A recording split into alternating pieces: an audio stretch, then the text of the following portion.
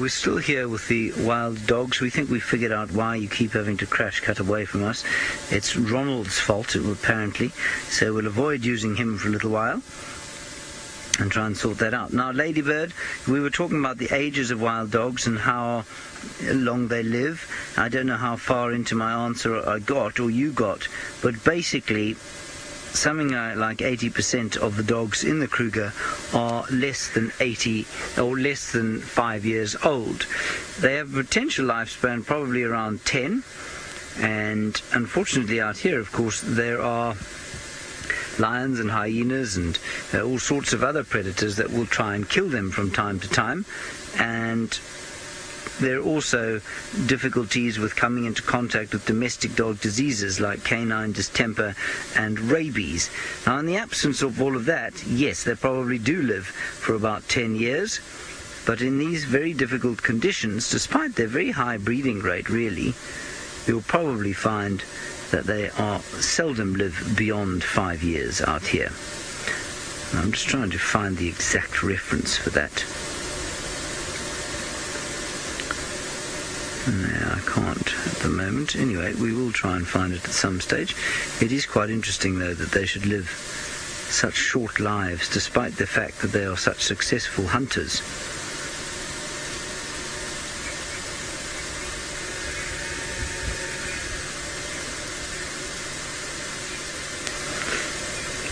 Hello, amazed man. You are a new viewer today, and I hope you remain as amazed as your name suggests you should. It is wonderful to have you with us, and thank you for giving us of your time and of your intellect. Of course, you've asked how fast they can run. Well, it's difficult to record how fast it runs. The figure I've just read is 6 kilometers an hour, which is about, call it 45 miles per hour. They can sustain a speed like that for some time. The big thing with wild dogs is their ability to maintain for a long period. And something like a cheetah, for example, which must catch within the first sort of quarter mile or so, or they run out of steam. They run much faster, of course. So those are the two coursing predators of Africa, the wild dogs and the cheetah. And these chaps have a very different sort of strategy for catching, and it relies a lot on their stamina. Alrighty, I think we're going to just move around a bit here, see if we can retrieve Ronald. While we do that, we're going to go back to Tristan and his rather fascinating small elephant sighting. Well, it is fascinating, James. It is really interesting to watch. I think that this elephant was born during the day today. So we know that Steve was here this morning. There were no elephants here. And I have a funny feeling that it was born right here. And that's why it's still learning how to move around. I can just see it coming out of this wall of sort of elephants that are around us. There's some big bulls around, but a really large male has just arrived now as well. A massive individual that is slowly starting to come this way. And they're all sniffing around that area. So I want to go and have a little look there just now. I want to wait until that massive male, there he is. You see, look at the size of him. He's got massive, big, thick tusks. He's bigger than the other bull that we had here just now. So he's old and wrinkly and massive tusks. And look how he's sniffing in the air. He's got his trunk up, just smelling around. And he sat for a very long time, very close to where those other elephants are. And he was sniffing the ground. And I wonder if that wasn't where it gave birth. It maybe just could be that situation.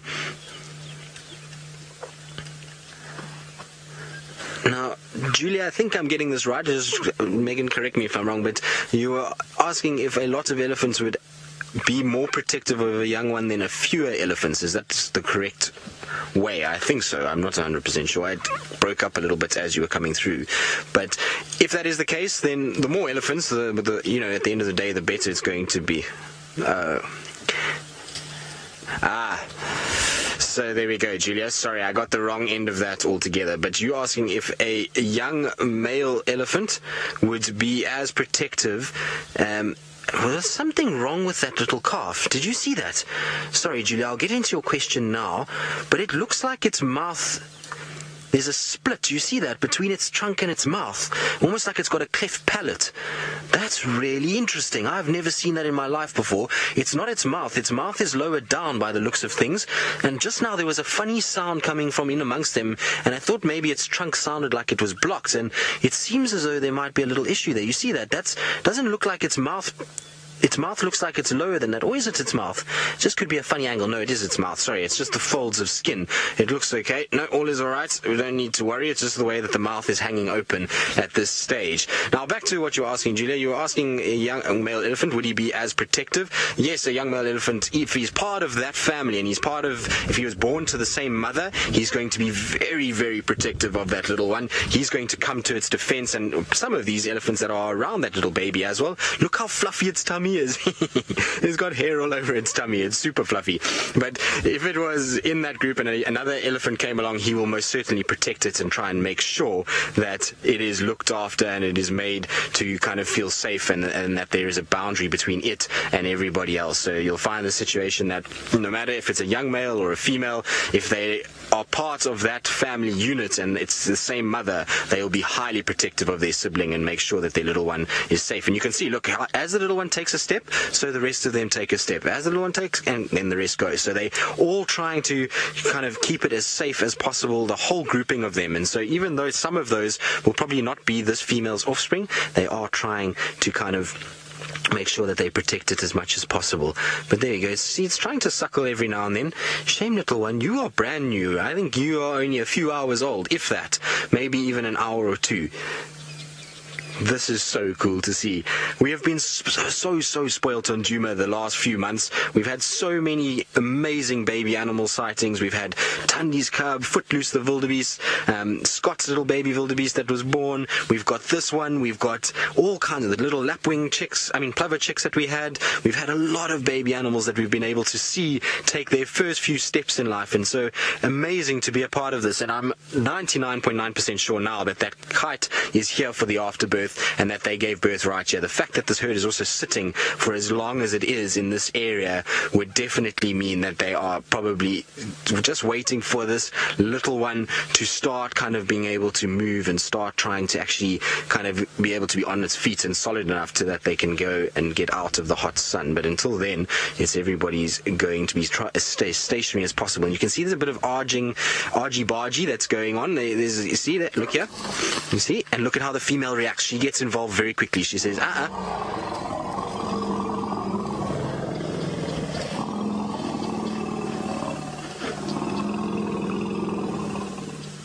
Now look at all the others. They're coming as well. They're coming to investigate what's going on, who needs protection.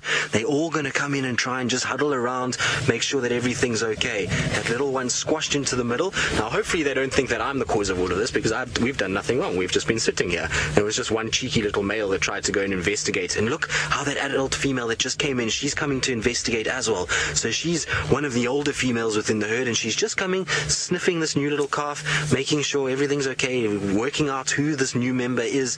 And it's amazing to me, that vocalizing, you can see even though that female is not related to that tiny little calf, they've all come running in to try and protect it and to make sure. They heard a little distress from these elephants and they quickly made sure that they were all there to try and protect it. Is that not just the most incredible display of intelligence and caring amongst a herd of animals that you can possibly witness? Amazing. We are being super spoiled. This is not something that we're going to see very often, and certainly not something that we'll probably witness in the next few years, I would imagine. These things don't happen very often. Finding Ellies giving birth and sort of having brand new little calves where the herd is still having to stay stationary and wait for it to start moving is not an everyday occurrence. Very cool to see. Wow. Look at that. You can see how they're all tucked up together in there. And that poor little one is sandwiched in amongst all of that. Now, the really nice thing is that we're going to have a situation where with a female that is actually the mother is going to be quite easy to recognize because she's got these kind of skewed out tusks. So that's going to be cool. Now, our big male is starting to get a little bit funny with Tucson, so we're going to have to watch him. He is in must. If you look on his back legs there, you can see there's dribbling all along those back leg area. It's quite black in color, so he is in must, and he's kind of just getting a little bit sort of not grumpy, but he's showing off his size a little bit, so we're just going to need to watch him a little bit. Now, Amaze Man, you're wondering how long can an elephant's trunk get? Well, if you look at that big bull elephant, I would say at the trunk height where it's kind of touching up towards the tusks is probably maybe close to about 6 foot, just under 6 foot, and that's completely sort of from ground to the tusks, and that's not actually stretched out. You can see the rest of the trunk is coiled at the bottom there, so his trunk will probably easily be about 8 feet if it was really stretched, which is really long if you think about it. It is absolutely fascinating to see how they're able to manipulate that trunk. But big bull elephant like that, between I'd say about 7.5 feet probably maximum on a trunk like that, but absolutely incredible. Now, just the size difference of these animals is phenomenal. There's a massive female, the one behind him, so it looks like a young animal that's coming up behind that big bull. She, if you saw her by herself, you would think that that is a really large female, a big, massive matriarchal female, but she is dwarfed by that massive male, and she looks just like a little one in comparison. In fact, both these males that we've got here are huge. They almost look like pillars on either side of her, protecting her at the moment. Look at that. You see these two tall kind of animals, they're facing in the same way, and almost looks as though they are this keeping everybody safe and making sure issues. How amazing is this? And also just to see the dynamics of having the big bulls here. Now, I'm sure the bulls have been attracted because of the birth. So they would have heard vocalizing, they would have heard a commotion, and they're interested. They know that there's something going on, and so they come in to check. There might also be a female in heat, but I think it's more a case of that these ellies were giving birth. And so these big males have come and they've smelt hormones and they've smelt that there's a female that's discharging, and so they're coming to try and investigate what's going on. Incredible to witness, though. And amazing how these ellies just form this barrier between them. Is he going to lie down? He looks like he might be lying down. He's stretching his legs out. Are you going to sit down, boy? No. I think he's just giving his back legs a nice big stretch. He's an old boy. You can see on his hips, they're sinking in a little bit there. So that's a sign of age. I would say he's probably easily in his late 40s, maybe even starting to approach 50. And remember that the elephants in this area, most of them won't live past 55 because of the type of terrain we're in and the diet that they have, very abrasive towards their teeth, and so their lifespan is slightly shorter than those elephants that you'll find in the Masai Mara and even in other parts of Africa. So I would say he's a very old boy, that, and still massive though. He's intimidating, I can tell you that. When he comes towards you, he's very intimidating. Right, now we're going to, like I say, just carry on sitting here, and why not? There's so much happening, there's so much amazing interaction to watch, and so while we enjoy these ellies, let's go across to my friend Brent, who for the first time ever sounds like he is struggling to find a tawny coloured cat in the Mara. Yes, Tristan. I think you're more intimidating than that big elephant bull, however. We've actually covered quite a lot of ground since you last saw us. We're now on the edge of the Mara River. I'm hoping for a bit of luck with the Paradise Pride, all the Musketeer Male Lion Coalition.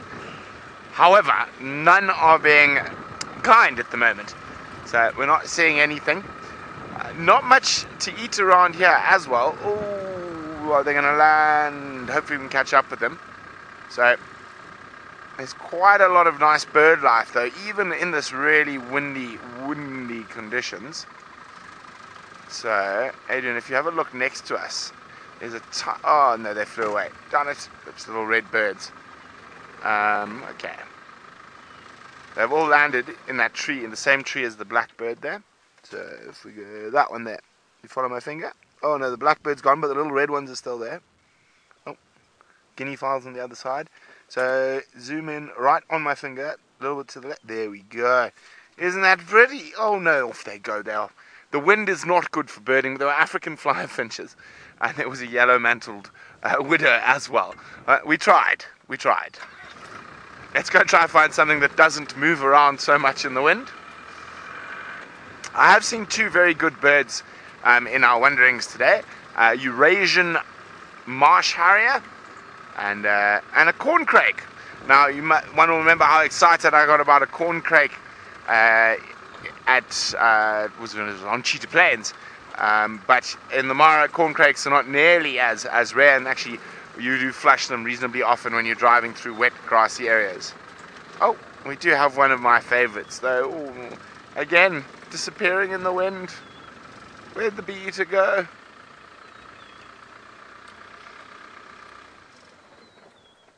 You see the river's quite low at the moment. Some of the sandbanks are coming out, lots of hippos. I think there's going to be quite a bit of competition between the different hippos as we head into this dry spell. So we could be seeing quite a few more hippo fights and the like. Oh, he looks like a grumpy sod, that guy does. Now, I asked you a little bit earlier about if we deemed survival as success. What was the most successful species in the history of the earth? We got some really good guesses in.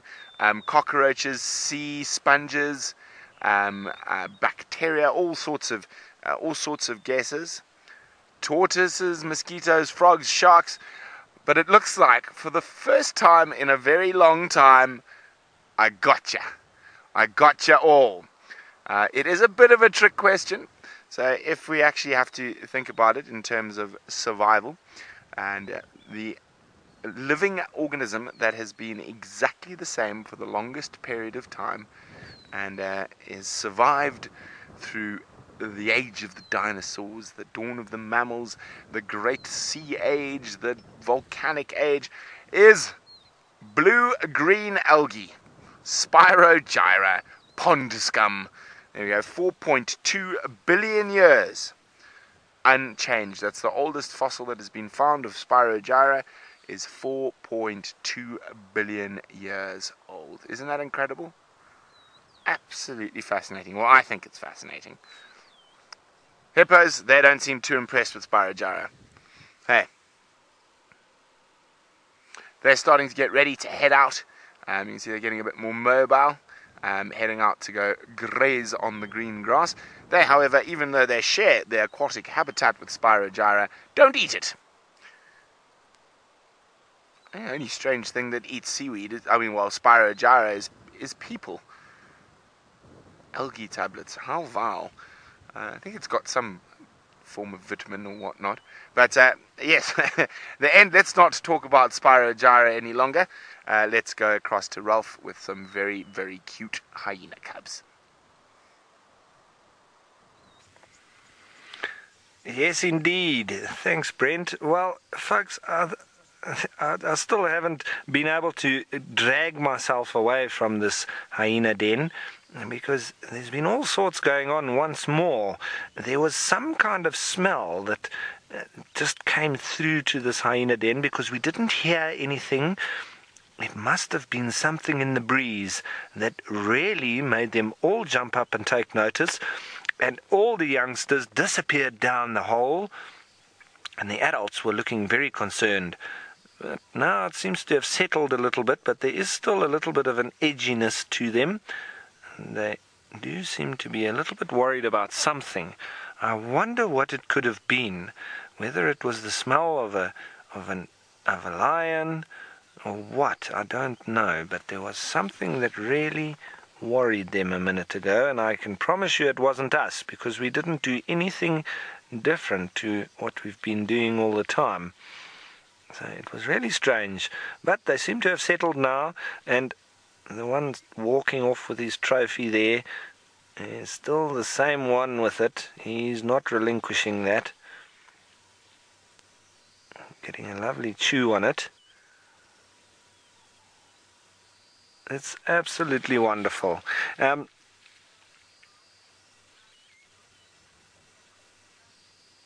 So, folks, I think we are going to leave shortly, however, because I do want to pop in at the river and see what's happening down there. So let's say goodbye to these hyena for now, but we will be back with them in the next few days.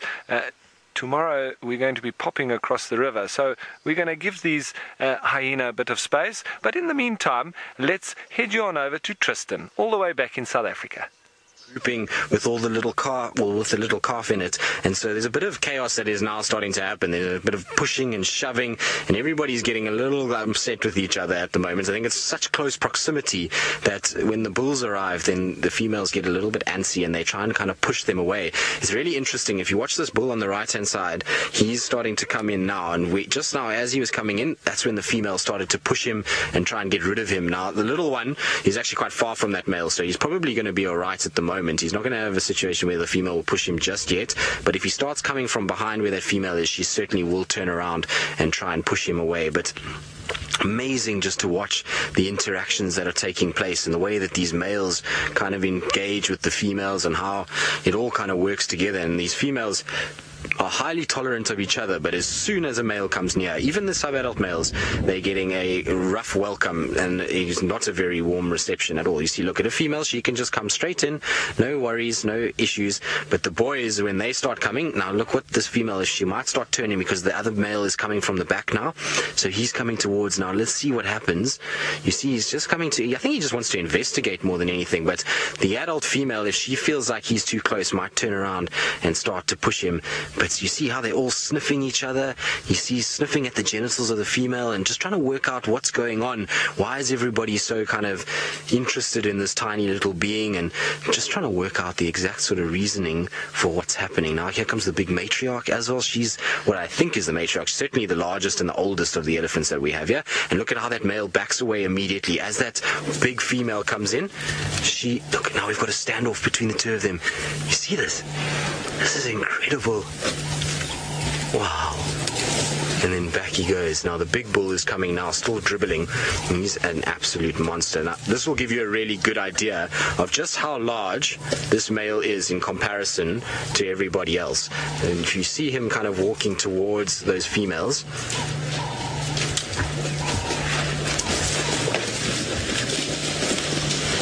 see that older female has chased that male away. It's enough, you're too close. And I wonder what this big male is going to get a reception from this older female as well. You see the herd is trying to just kind of push the little calf away, take it away from these big boys. At the end of the day, they don't want to really be too close, because if one of those big boys pushes too hard, it can obviously hurt a number of them. So everybody's just being a bit wary. Fascinating to watch though. Unbelievable. I would love to see that tiny baby with that male, just to see how much bigger he is. I mean, look at that. It's actually quite scary how he's dwarfing the rest of them. There we go. Look. He is monstrous. That little baby's head is the size of his front foot. Just the round part of his front foot. You can see the little baby right in underneath his legs there. So there it is. And so baby, then mother, and then dad, or a male that could be the dad. In terms of the belly heights, you can see how the belly heights differ. That is just so cool. This is as epic as you could possibly ask for. And he's such a gentleman, considering he's in must and there's a lot of commotion. You can actually see he almost looks like he's sleeping. You see his eyes are closing? Shame, boy, are you tired and hot and wondering why everybody's not paying attention to you? And he's probably seen this all before many times. A male of this size would certainly have been through these kind of things before and has probably seen it all, and that's why he's not really that interested compared to the younger males that maybe this first they're really witnessing at different. It's not with a young calf in it. See, he's got his trunk up, sniffing. Now, that's the direction that we think Hosanna was left in, so somewhere there. So he's just sniffing the breeze from where Hosanna was lying earlier.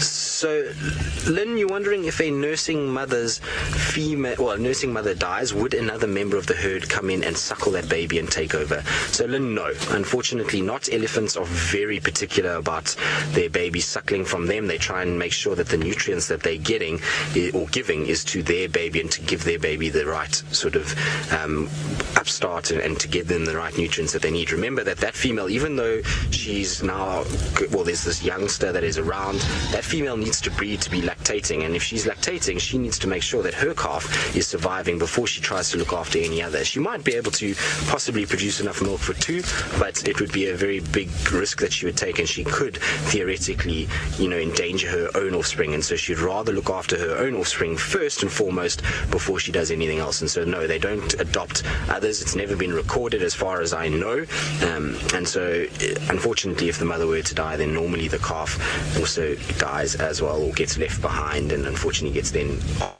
upon or various other things that aren't. Now, these ellies have moved off a little bit. I want to go and check where that kite is sitting, because the kite is still patient there. So I just want to go back and have a look, see if we can find some semblance of this afterbirth. It might be really cool to go and have a look. Hildy, we're right at the back there. Here we are.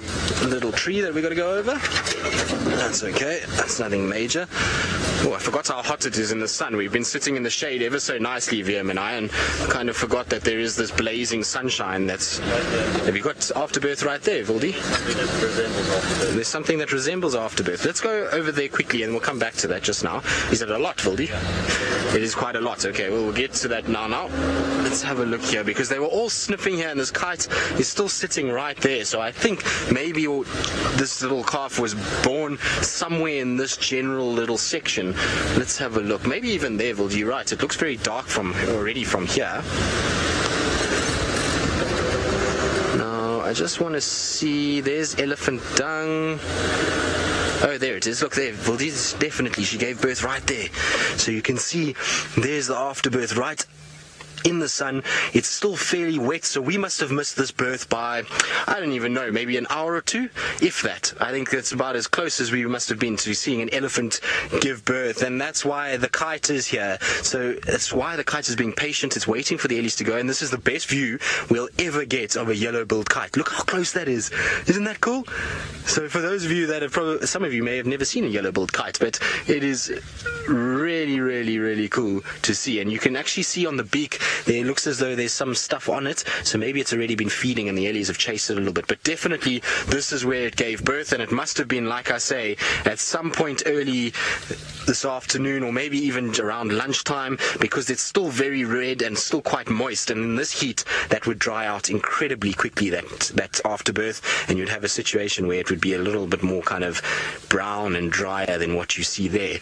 Amazing, though. So there we go. She obviously gave birth right here in this section, which is absolutely phenomenal, and it's why that little one is as wobbly as it is. How cool is that? So we were minutes away from, well, hours away, should I say, from a elephant birth. That would have been quite something. I certainly would have enjoyed documenting that, that's for sure, because the elephant birth I've seen, I didn't actually have any photos or any sort of video of it, so it would be really nice to actually have it on video. So I'm just going to turn here and just go to where VM said, because it looks like another big dark patch there, but given that this kite is hanging right there, I'm pretty sure that's where it was initially kind of happened, and then maybe some more over here. Maybe this is where it started, and then she eventually went in there where it was a bit shadier. But you can see what VM was talking about here in front. There's a big dark patch on the soil, and you can see actually where this sand has been kicked and moved. So maybe that's where it started, and then she moved it along, and it ended up over there. But that is so cool to see. Very, very cool. Guide Monkey, you're wondering where's the cleanup crew and who is the cleanup crew? So Guide Monkey, the cleanup crew would probably be the form of this yellow-billed kite, tawny eagles, bateleur eagles, vultures, hyenas, even those wild dogs that James is with. We're not far from there. Maybe the dogs come around this side and come and have a look. Hosanna, if he's around and they move off, he might come and have a little look at it. So at the end of the day, a free meal that he might be able to clean up. I'm not sure if he'd eat it, but you never know. Leopards sometimes, and Mvula most certainly would eat that if he came across it, given the state he's in. So a number of different things would clean up, and a number of different things will be here, but that kite is going to get first sort of go at it for now. As soon as other birds spot that kite, though, like bateleurs, they're going to come in and they're going to try and keep, that kite away. And the bigger the animal that is around will just dominate what's going on. And if a hyena comes, that will be gone in all of about 1 second. It will just sort of gulp most of that down very, very quickly. Right, what I think I'm going to do is I'm just going to have a look around quickly just to see if Hosana is here. Those ellies are starting to move off a little bit into the bush. They're going into quite a thicket at the moment, and so the little calf is kind of with them. We can still see them very nicely, but they're starting to move into a thicket a little bit, and I really don't want to follow them through thickets.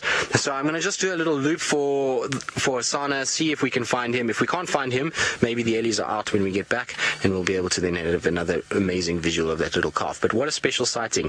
Now, while we kind of look for Hosana, I think let's go back across to Brent Leo Smith. Hopefully he's going to have some luck at some point this afternoon. Otherwise, he's going to be a very grumpy fella.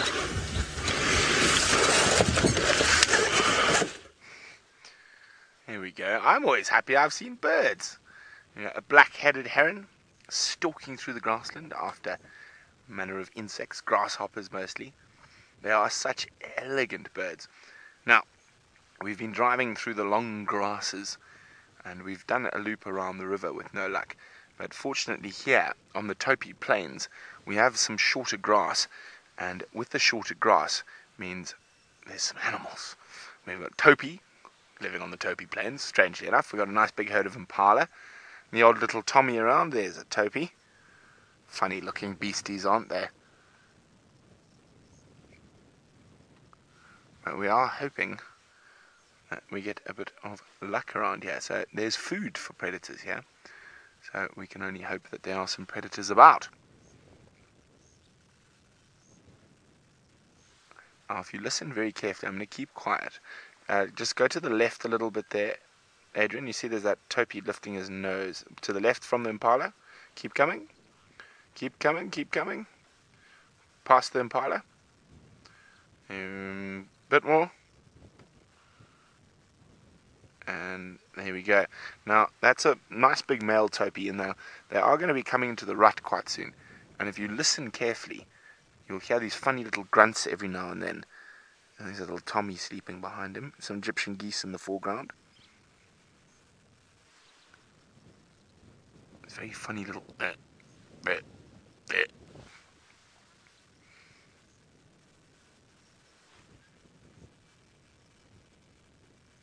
So it's not quite Topi rut yet, but it will be coming, and then there can be some particularly fierce battles between the Topi.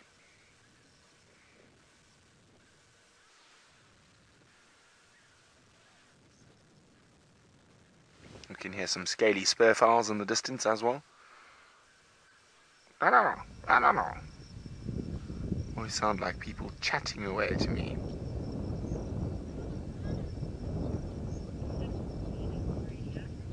Unfortunately, I think the wind might be affecting what you can hear.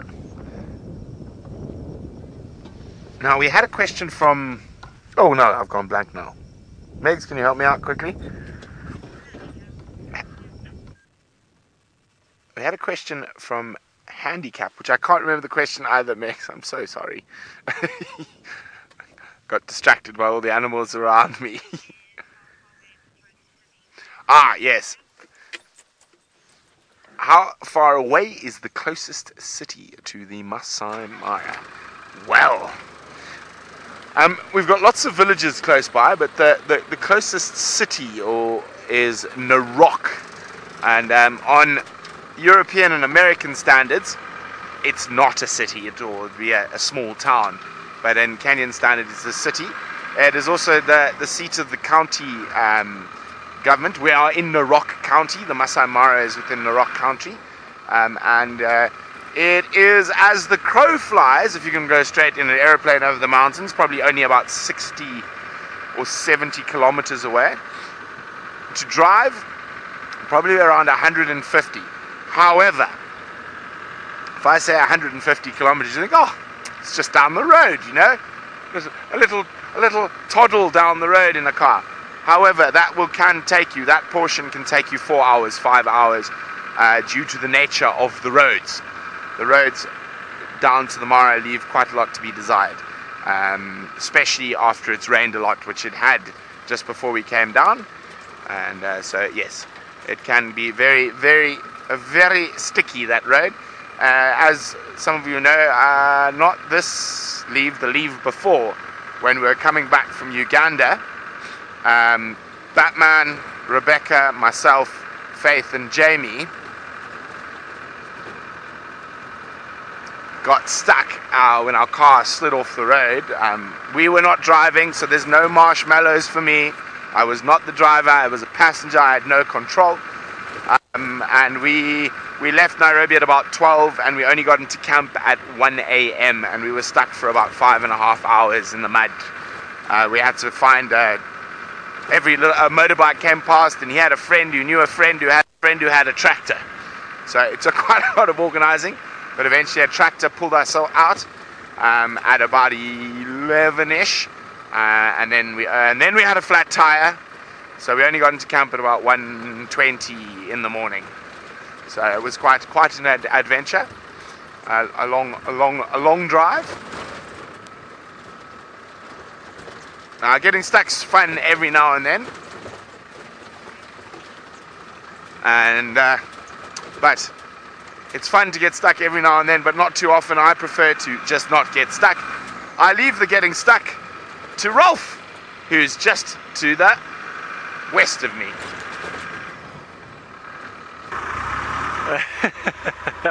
Thanks, Brent. I'm not that good at getting stuck, but I am good at trying. And I just want to pull off the road here because we want to just have a look at this group of birds that we do have building their nests. We have stopped here before, but it's always lovely to see a lot of masked weavers, and in the morning they've been very busy at working on those nests, and they've chosen an excellent site in this acacia, or now as they call it, Vichilia, and it looks like a sweet thorn Vichilia, or acacia as we used to call it, but a very good site. And now, Pavan, I hear you've asked the question, is it easy for humans or people to contract sleeping sickness from the tsetse flies? And, well, Pavan, it is now quite known, and I know the figures in the southern African region. I need to find out a little bit up here in Kenya. But in the southern African region, they used to have it very prevalent, but they got it under control with a lot of the dips and spraying that they did, and so the tsetse flies have been really reduced to very much no problem at all. But up here in Kenya, I have heard people saying that they've been bitten by tsetse flies. I haven't heard of anybody getting sleeping sickness, but I do need to find out if there is any prevalence of it here in Kenya. Now, I don't know if you can hear these birds calling, but for me, that is very much the sound of summer. Now, let's just listen a little bit.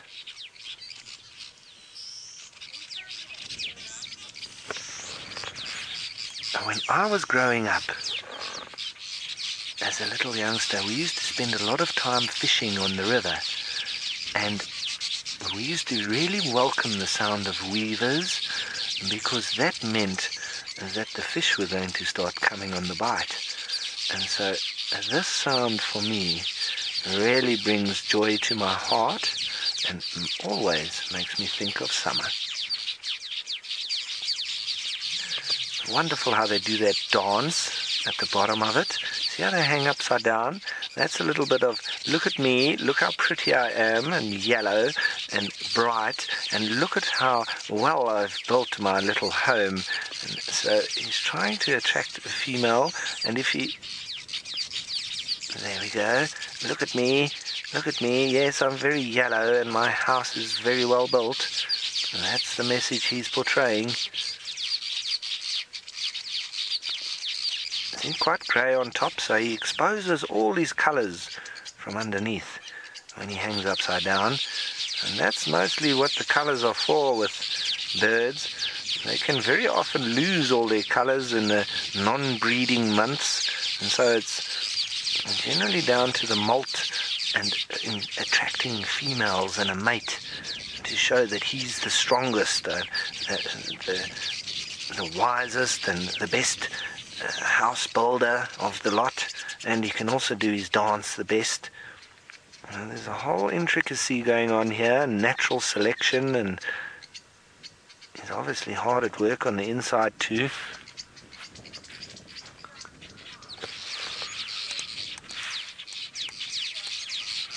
Now, chat noir, we're getting it right now. Black cat, you're saying that they sound like chickadees, I think it was. I'm not quite sure what that is, but I'm assuming it's a bird. Chickadees. Oh, chickadees. I wonder, is that small little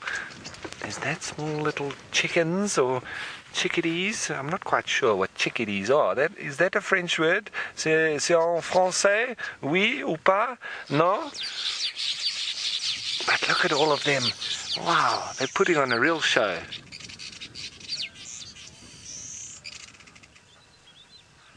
Ah, okay. So FC has just informed me that it's a little bird that they find in North America, part of the tit family. Well, that's news to me. Just listen to them. Fabulous. It seems as soon as one starts calling, then they all try to compete. Now, Linda, you're saying that the noise is putting you to sleep. Well, I'm glad that it is, Linda. Well, not that we want you to fall asleep while you're watching our show, but if it's soothing, well, then that's great. But as I say, it can bring out emotions in all sorts of different people, and different emotions at that. And like I said, so for you, it's making you feel sleepy. For me, it makes me feel excited for summer and wanting to go down the river and catch some fish.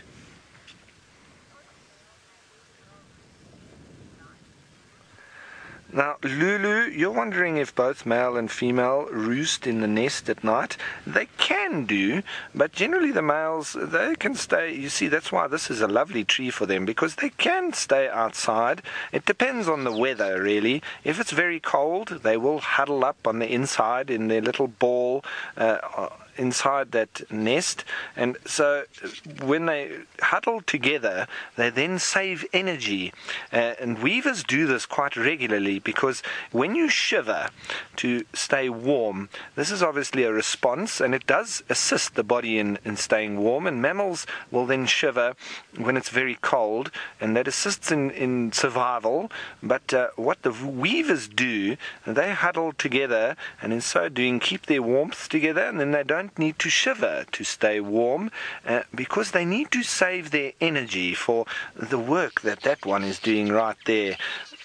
And so if they spent the night shivering, they wouldn't have any energy in the morning to constantly work on their house and do the little dances that they're doing. And the ones that do this the best are the sociable weavers in Namibia, which are the largest nest builders in the world.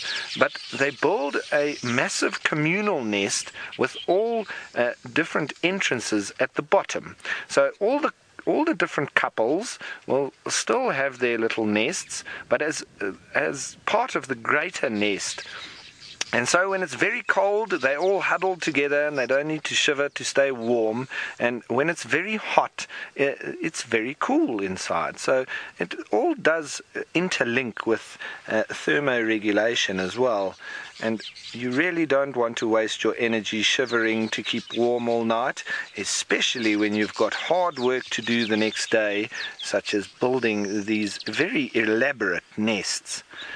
And a true weaver is defined by a bird that can tie a knot.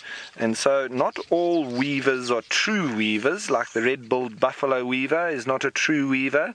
His nest is just an array of sticks all over the place. And the white-browed sparrow weaver, similar thing. His is just an array of grass pieces all over the place. But the true weavers are the ones that can tie a knot, and they normally make a ball nest with some kind of little tunnel coming into it. And that's how you also tell from looking just at the nest which kind of weaver it is.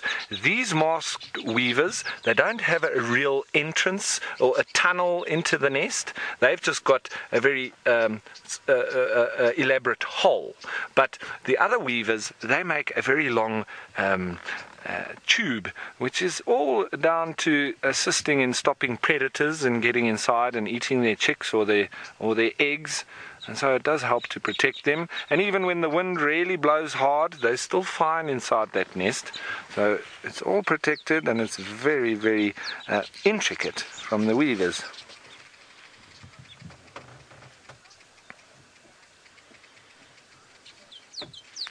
Now, SC in New York, you're wondering how many chicks they can have in their nest at one time. It's generally up to about 4, but what I've seen the most, it's normally between 2 and 3.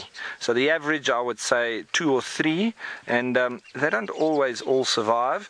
Sometimes the wind can throw that little nest all over the place and they can fall out, and they very often make their nests over water, which does also assist in protecting against predators. But when the wind really blows and one of them falls out, they go plop into the water.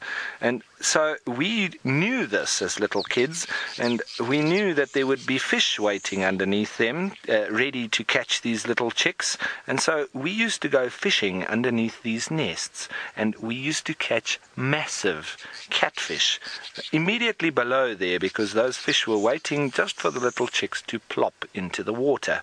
And we only fish for sport, so even though we caught those big catfish that were waiting for the weavers to fall out their nests, we had our fun with the fish, and then we let them go and eat the little chicks falling out the nest and return them to their murderous roles.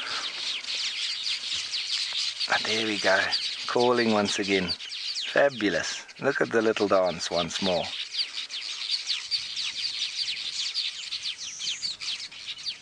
Really makes you feel part of their little gang. You're listening to the call. Lovely how their dance goes with the call as well. Alrighty folks, I think we've sat here with these weavers for long enough. It was a lovely little encounter that, and we can never pass up even just the small little things that we can see. It just makes for a more complete bush experience, doesn't it? But we've got other things to find and see, so let's start up and let's head on out, see what else we can find. Bye bye weavers. Good luck in attracting the females. I'm sure they're all sitting in the background, moaning about your building. Good luck.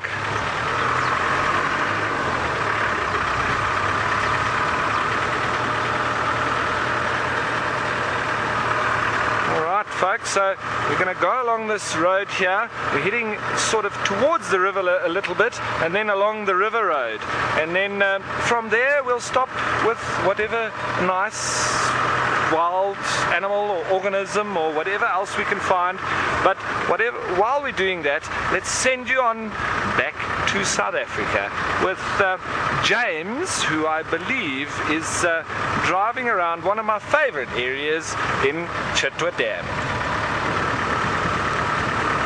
Well, I'd suggest what he does, of course, is go home, because if he's caught after 6:30, he may be arrested and found in jail tomorrow. Now, we have a hippopotamus over there that is doing a little bit of sort of hippopotamine acrobatics, if you like. He's done a bit of standing up in the mud, yawning for us. Now, naturally, as we've come live, he has disappeared. Oh, very exciting. I believe Ralph has an Ascari and is going to be out for a while this evening. That's quite exciting. Okay, good. There we have a very peaceful scene. Now, I was actually quite jealous as I was sitting there listening to Ralph's sighting, or bits and pieces of it. I love weavers as well, and they make me feel like summer also. So I've got an exact feeling from the sighting you had there of those weavers. We've left the wild dogs. We're going to go back to them as it cools down a bit, but for now we're going to enjoy the hippopotamus and some Egyptian gooses. They are swimming gently towards him. A Sunday afternoon swim they are having. Looks like a very leisurely, stately swim across the water. And despite what you might think, they are not looking for fish. They are looking for algae and greenery. But I will tell you that they do eat fish, because I've seen them eating fish in this very waterhole. Very peaceful. Nice little breeze coming up, giving us a bit of coof. And I will tell you, unfortunately, that Ronald is out of action for the rest of the day. He is apparently the reason you kept having to leave us at the Wild Dogs. He created a bit of a blockage with the signal. Oh, and a lovely woodland kingfisher coming down to have a drink. It's disappeared now. Don't worry about it, Sebastian. I'm sorry, I threw you clean under the bus there. He did sort of go across over there. Can you see him there?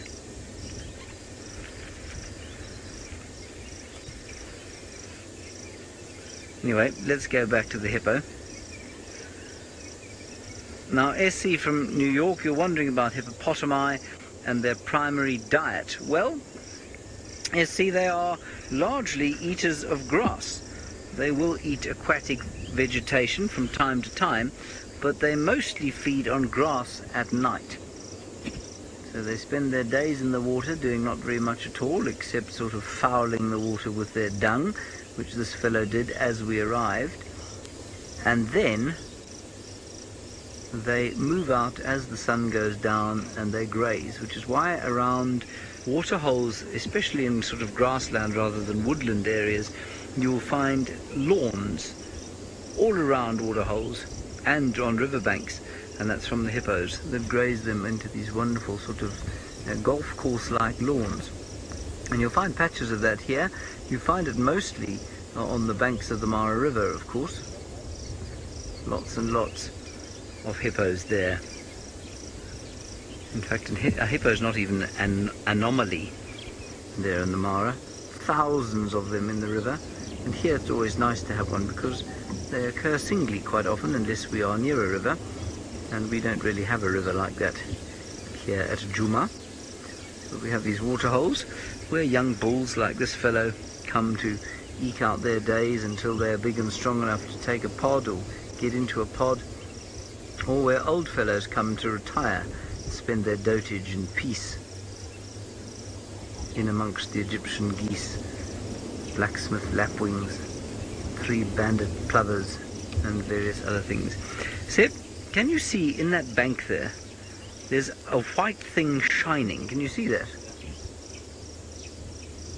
Any idea what you think that is?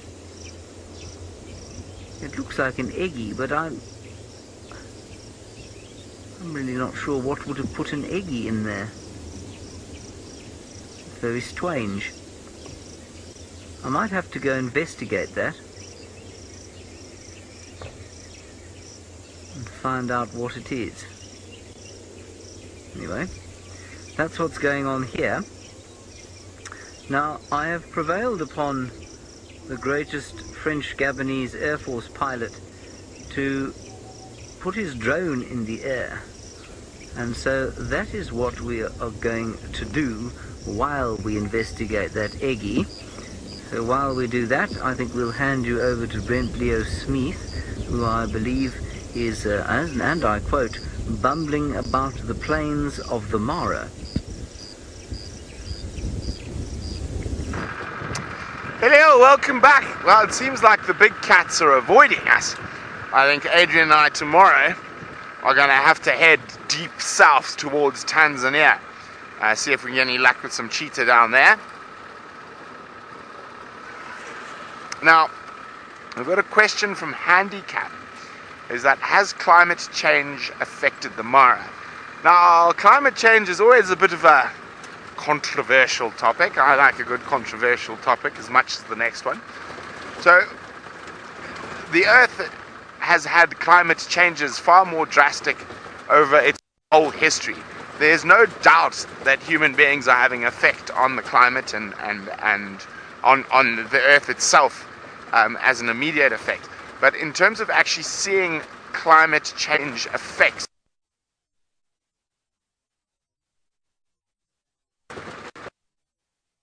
50 or 60 years, even 100 years, because in an area like this, that those changes are not going to be as apparent as they would be somewhere as stark as the polar ice caps, for example, where it's very easy to see or notice a change. Where here you might have a gradual drying out or a gradual wetting, but you would need to take a lot longer time to really see and look at some very nitty-gritty data and go on mean averages of mils per year. So it's very difficult to say that or see that there has been any at all change in the Mara. Some people are saying it's a bit drier than it used to be, but I've learnt after being in the bush for a long time, it was always hotter last year, or it's always the hottest year this year, or the driest year this year, and there's a lot of pub talk, so to speak, and until you can actually get hold of some proper data and facts, it's very impossible.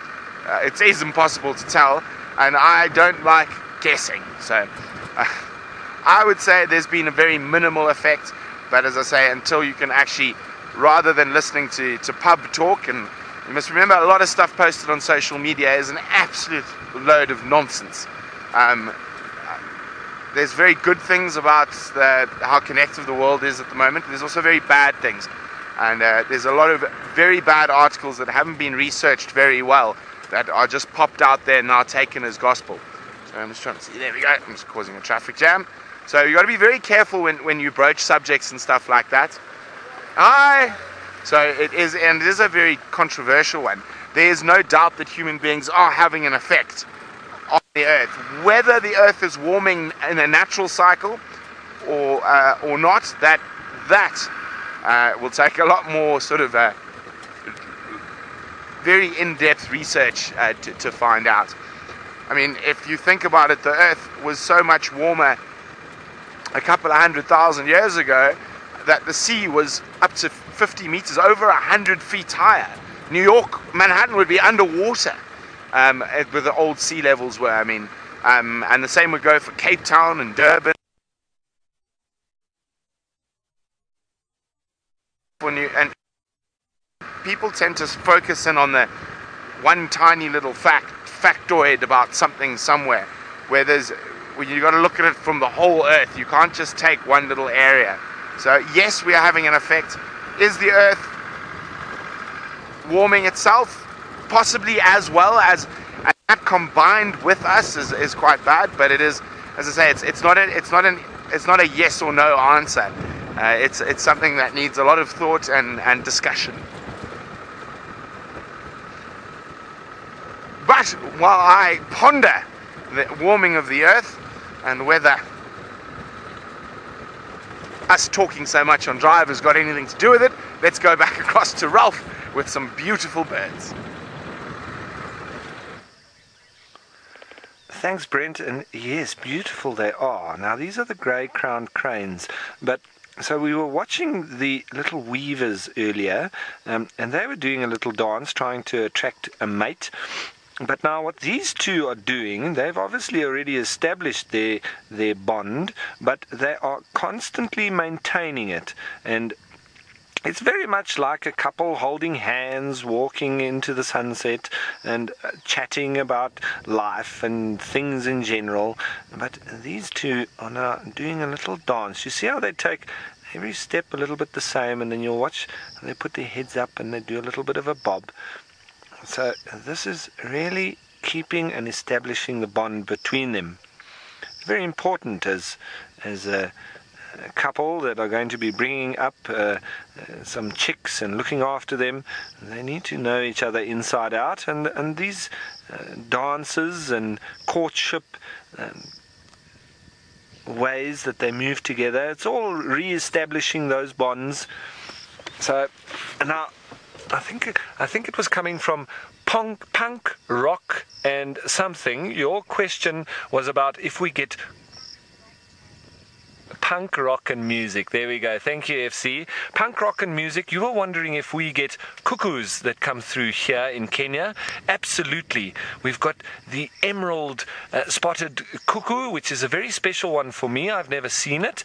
We've got the black cuckoo, which says, "I'm so sad." He does a And that's the way that I remember it. I'm so sad. We've got the classes cuckoo as well. He does a maiki, maiki, maiki. That's his call. We've also got the Diederik's cuckoo. We've got the Jacobin's cuckoo as well. And so there is a number, I think the Levalens as well. In French, Le Vaillant. So there are a number of cuckoos that do come through Kenya to answer your question. But folks, I just want to show you this lovely scenery that we are sitting watching here. We've got Topi in the front, and we've got waterbuck, and there is a lot of waterbuck, in fact, a lot of Defasa waterbuck moving through there grazing, and there are some elephants in the background. And then as we pan and move across, there is a few more elephant, and there's some impala, and in the background there is a wonderful, well, we're trying to actually watch it, but the sunset is a little bit nondescript today. It is, however, making for lovely colors, and so that's a lovely sight there. And we've got some crickets calling next to us. It's making for a wonderful setting here. And what I can hear in front of us as well, I think, is some European bee-eaters. It's a bit difficult because they're far off. I can't even see them, but they're going grr, grr, grr, grr. It's another sign of summer for me. One of the things like the impala giving birth, the woodland kingfisher arriving, and the European bee-eaters, as well as the masked weaver calls. All signs of summer for me. But here in Kenya, it seems that we do get a little bit of all-round or all-year these kind of dropping of the young and the birds calling, because it's a lot more tropical up here. Sorry, this elephant's just getting a little bit irritated with something. That's why I keep looking over there. He's just trumpeted and stuck his ears out. I don't know what he's bothered with. Sometimes they can just get a little bit irritated with the antelope that are around them and just throwing their weight around. Sometimes a little bit bossy. Maybe they're thinking, you bunch of minions, just move off. I'm taking this water for myself. Maybe he just wants to be alone. Oh, it's a young topi. I thought that might have been a lion moving through the grass there. But I'm sure there would have been some animals running off if that was true. And there, the lovely set of horns on that impala. Still amazes me the size of the horns on the impala here in the Masai Mara. They are much bigger than that of the ones down in the Lowveld or in South Africa. I've never seen an impala with horns that size until I came here in Kenya. So that's something new to me. It's a lovely setting. Here's some of the frogs starting to kick off their calls as well. Very tranquil, and you can see that topi's got a little bit of mud on his horns. He's obviously been trying to show off. There, the European bee-eaters calling again. Wonderful scene. You can also hear a Burchell's cuckoo. It might be a Burchell's, or definitely a cuckoo. Might be a white-browed or even a Senegal cuckoo doing his very indicative of rain. I'm not quite sure if we're going to get rain anytime soon. Maybe he's just calling for the sake of it. There, the Olololo escarpment in the background. And it seems the birds are all still calling a little bit. I wonder when the night birds are going to start to call. I'm sure we'll hear some of the nightjars and the owls as we on our way back towards the escarpment. But folks, it's been a wonderful day, and it's nearly time for us to say goodbye.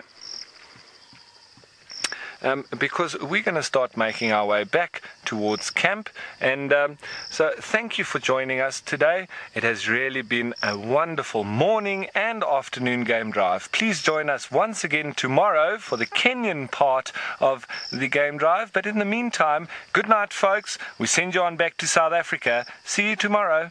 Bye now. Their evening ahead. I'm sure they'll both be putting their feet up and having a good relax. But we're still with our Ellies. We've been trying to find Hosana. We've done big loops around. We've gone through thickets. We've checked in shady areas all around these Ellies, but we cannot find where he's gone. It seems as though these elephants have been absolutely everywhere, and so I think that they must have chased him quite far from where we are now, and he must be lying in some sort of shade somewhere to our south. Now, the thing is with that is that to our south is a lot of vegetation and very, very large block that it goes off towards sort of Treehouse Dam and that area, and so it's going to be quite difficult unless he decides to wake up and move or something spots him. For us to be able just to find him is going to be really tough. They dragged the road with tires today, and so in all likelihood they might have just dragged over the top of where his feet have been, and so now we won't even have tracks to work with, which will be a bit difficult. But the Ellies are all slowly but surely now coming down to Chelapan, to the water, and are going to have looks like might have a little bit of a drink. The little baby is still in the distance where we left it earlier in a little thicket, and the rest of them are kind of just milling around and feeding, and I'm sure the Ellies are quite happy that it's starting to get to that time of the day where it's going to cool down somewhat. I mean, it's not cool yet, but it's definitely cooling down, and most certainly feels a lot more comfortable than when we first started. So pretty sure that's going to bring a lot of relief to this whole herd, who are still waiting for a little one to get its feet and its legs, and they'll probably still be here around this area tomorrow morning, and then they'll start probably moving off by tomorrow morning. It normally takes about that long for a little baby just to work things out. Let's see, it looks like a bit of commotion in the background. There's definitely a bit of dust and pushing and shoving going on there. I don't know what's happening. You see all the bulls are heading there now as well, especially our big fella. He's decided he's going to go and put himself in the shade. And there's everybody else right in the background.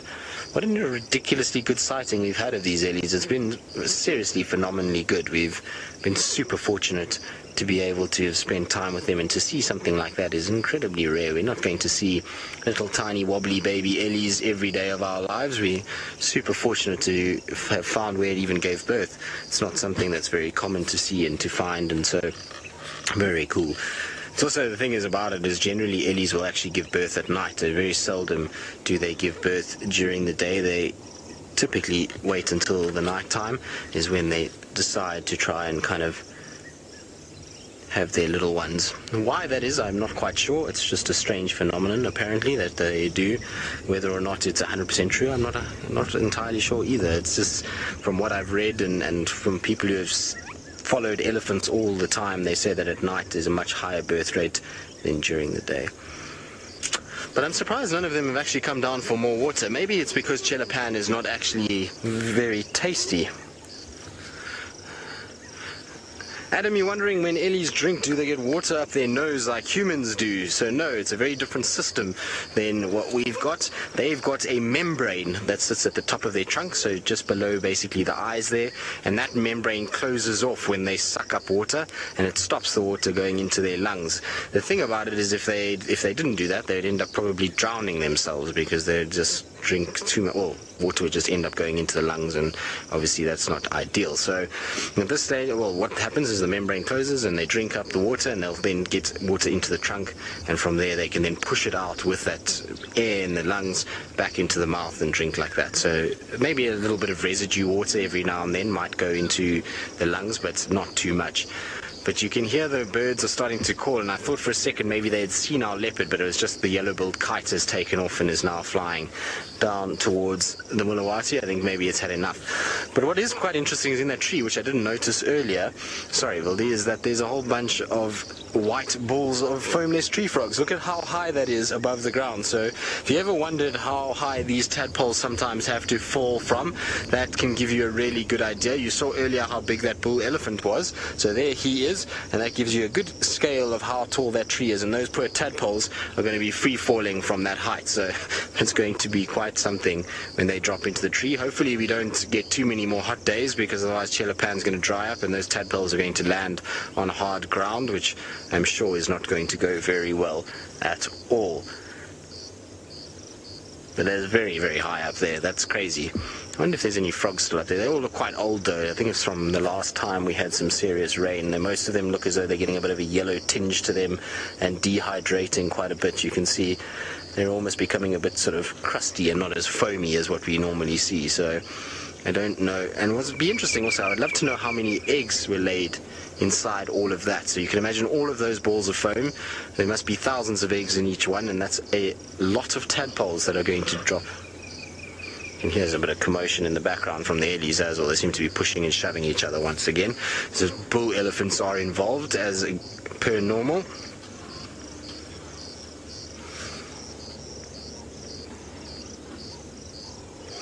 Must be such a stressful time as well with these females. They really must. Now, you wonder how many hours elephants will sleep. Well, normally they don't sleep for too long. They're not like... Oh, let's see what happens here. Everybody seems to be getting a little bit funny with each other. But they're not like us as humans that need massive amounts of sleep in order to survive. So you'll find that they normally sleep for short periods, maybe 20 minutes at a time. So you'll have a situation where a big bull or these big females will go and just stand under a tree and they have like a little 20-30 minute nap, if that, sometimes even shorter, and they'll have that periodically through the day, and normally equates to about sort of 6 hours maximum in a 24-hour period that they normally sleep for, which is quite a lot when you think about it. The problem with ellies is that a lot of the time they can't lie down, particularly, you know, these big bulls, unless they can find a 45-degree slope. Oh, lots of commotion in the background. They can find a 45-degree slope or a termite mound that's a lot more comfortable, but otherwise their bulk works against them. It actually compresses their lungs and also their legs, and they can get compartment syndrome and damage those quite badly. So they can't afford to spend 3-4 hours sleeping on their sides or on their legs or anything like that. And in the females' cases that they've got young ones, so they can't afford to be down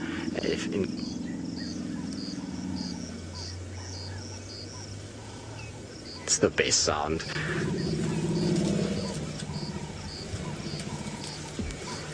How cool is that? Those little rumbles are the best things to hear in the whole world. So, well, maybe not. Maybe lion's roar is up there as well, but I love hearing ellies grumble.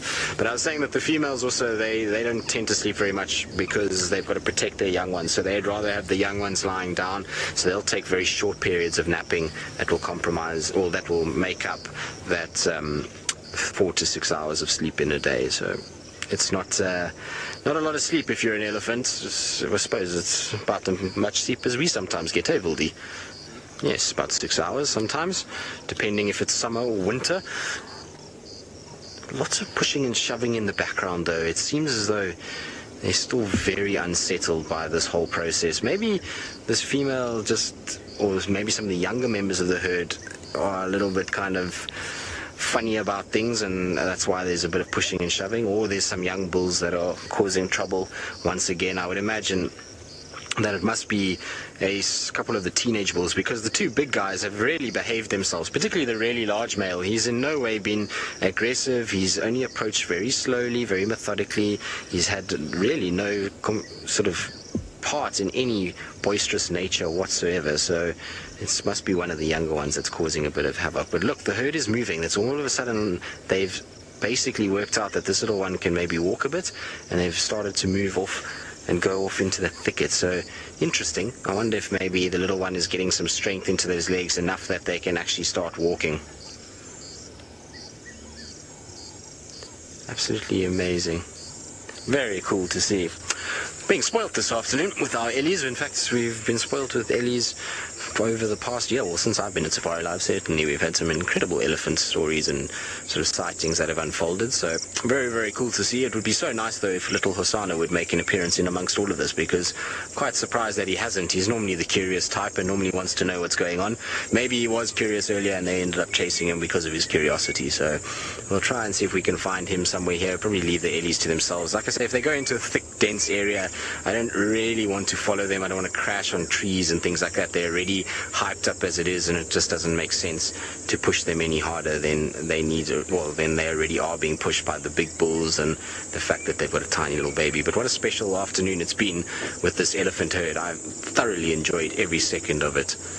You can see that young male is now starting to turn and also go into the Mulawati. Mulawati seems like a good place to go. I'm surprised they weren't in there most of the day, given how hot it's been. I'm also very surprised that this female gave birth right out in the open like she did. Maybe it's a good strategy. There's no way that she can get surprised by a lion or hyenas or leopard. If she's right out in the open, she can then see exactly what's going on. Right, Hildy, should we go find a spotted cat? Hildy says absolutely. So that's what we're going to go and do. We're going to leave our Ellies where they are, and we're going to go and try and see if we can find this spotted little, well, not little anymore, he's a big cat now, isn't he? He's gotten quite large over the last little bit. It's been so nice to have him back on Djuma. You know, he's spent so long down on Chitwa and Little Gowrie that it's just been such a pleasure to actually see him back in this area and spending a little time around Djuma and just kind of taking it easy in this area over the last couple of days. So thoroughly enjoy the fact that he's back. He's such a pleasant animal to spend time around, and he's so curious that you inevitably get these really cool sightings of him at various points when you follow him around. So I'd be quite happy to find him as a way to finish off our week and our Sunday afternoon, that's for sure. Now, while I'm driving, I'm not walking anywhere, I'm busy driving at the moment. While I'm driving like this, I'm just trying to check these two game paths, because if he did walk south, well, he would have walked on these tracks. Tax said to me he saw one track for him going this way, so I have a funny feeling that maybe, just maybe, he got pushed off by the Ellies and moved in the direction that was away from them. But there's just Ellie tracks everywhere. I mean, even here, we've got more elephant tracks that are coming up the road, so he might have been sandwiched in amongst all of this and made a quick sort of escape somewhere. I don't think he would have gone far, given that he's so full, but you never know. Maybe it's inspired him to go for a long amble somewhere. I think he's lying in a nice little shady spot, watching us driving by, laughing at the fact that we can't find him. That's what I think. What do you think, VM? You think he's just tired and full? Yes, that's probably also true. Right, so I want to look very carefully here, because this is roughly where Tax said he had tracks. Said to me it went kind of in a southwesterly direction, so basically that would be over the road a little bit.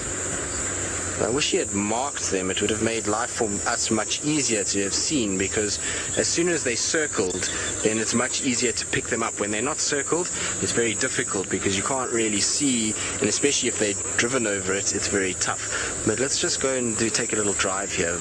Maybe I see their tracks coming here, so maybe they saw the tracks coming this way and he drank here somewhere.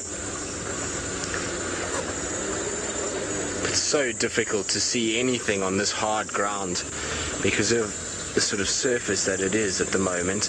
It's very tough to actually see any tracks here. Hosana, where are you, boy? You're somewhere here. It's amazing actually how well they can hide when they want to. Apparently Tax said he checked Twin Dams and Treehouse, so he hasn't gone to either of those dams. We've checked Nyala Road South pans, we've checked Bateleur pans, so there's no other water around here, so he's got to be somewhere in this general vicinity. It's just a matter of finding him and seeing exactly where he went. No tracks there. I wonder if he's not just lying in one of these thickets right here. That's what I think. Is there any tracks for him there? VM's drinking. There's a small little mud wallow here, and this is another place where he could drink. It's almost got the shape of South America, that mud wallow. So I wonder if he maybe didn't just drink and then just scoot across the road here somewhere or down into the Mulawati. He might have. We'll just do some loops around and double check what's going on and see. No, I don't see anything. I just don't think he would have walked far though. That's my thing, is I'm pretty sure wherever he went, he had water, and then he just decided that he's going to find a shady spot and flop down. Now, as the shades moved, he should move. So in the right-hand side of us, he should be lying sort of towards where we are. But the thing is that maybe, just maybe, he's lying in a patch of long grass and we just can't see him, because the other day when he had his kill, when we first drove in there, I didn't see him at all. It took me a bit of time until I actually worked out where he was, and we drove right past him. It was only until Dave and I reversed back and he popped his head up that we actually saw him in the long grass. So it could be another case of that. We're just not seeing him even though we're right near him. So it could very well be. But it makes it tough when the roads have been graded, because there's really no sign of any tracks at all. It's just Ellie tracks that have kind of gone up and down. But let's go down to the Mulawati quickly and check in there. See if he's not sitting somewhere in that area. I was trying to think what other water points he could go to.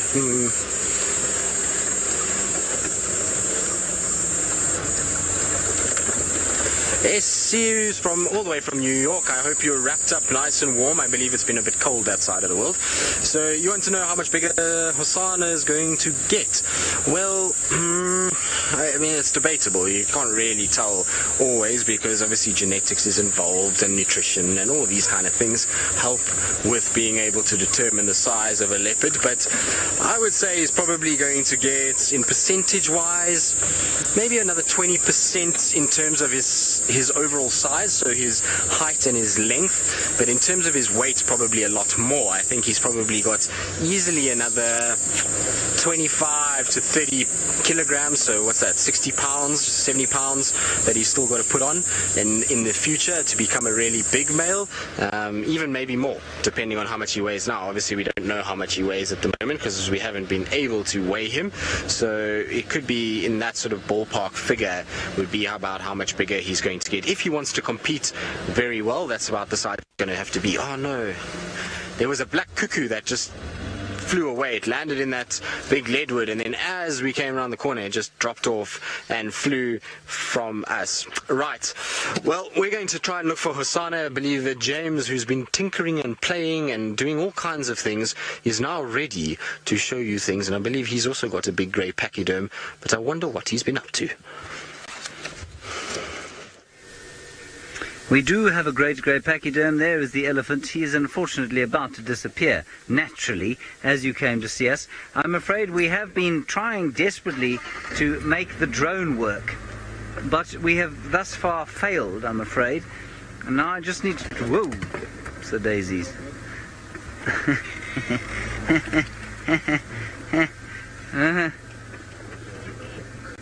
Oh, there's a large log there. Right, okay, stand by, everybody, don't go anywhere, bear with me, 1 second, 1 second. Hippopotamus, elephant, huge stick, enormous log.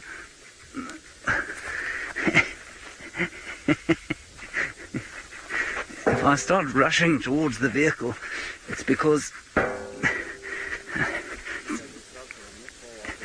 it seems like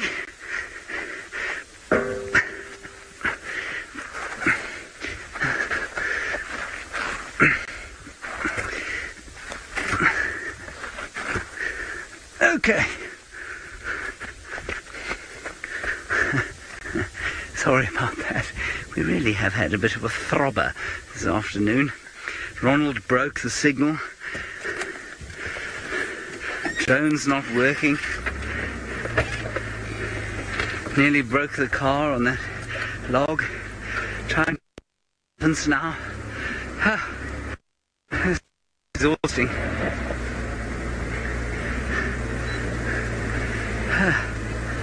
Elephant now somewhere in northern Buffelshoek, on his way into the Manuleti. I don't know, I didn't hear it.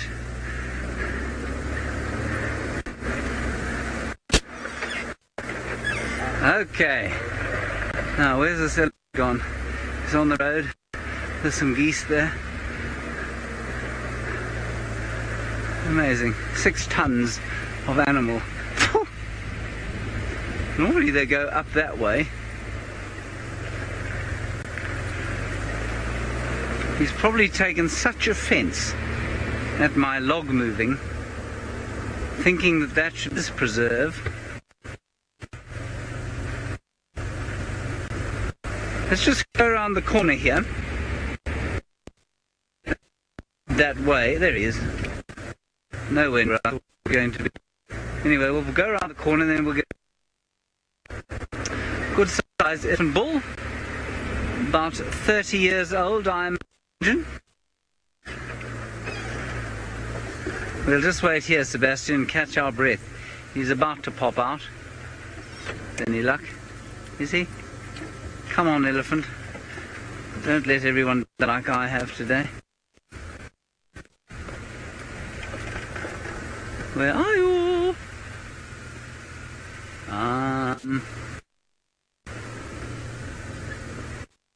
This is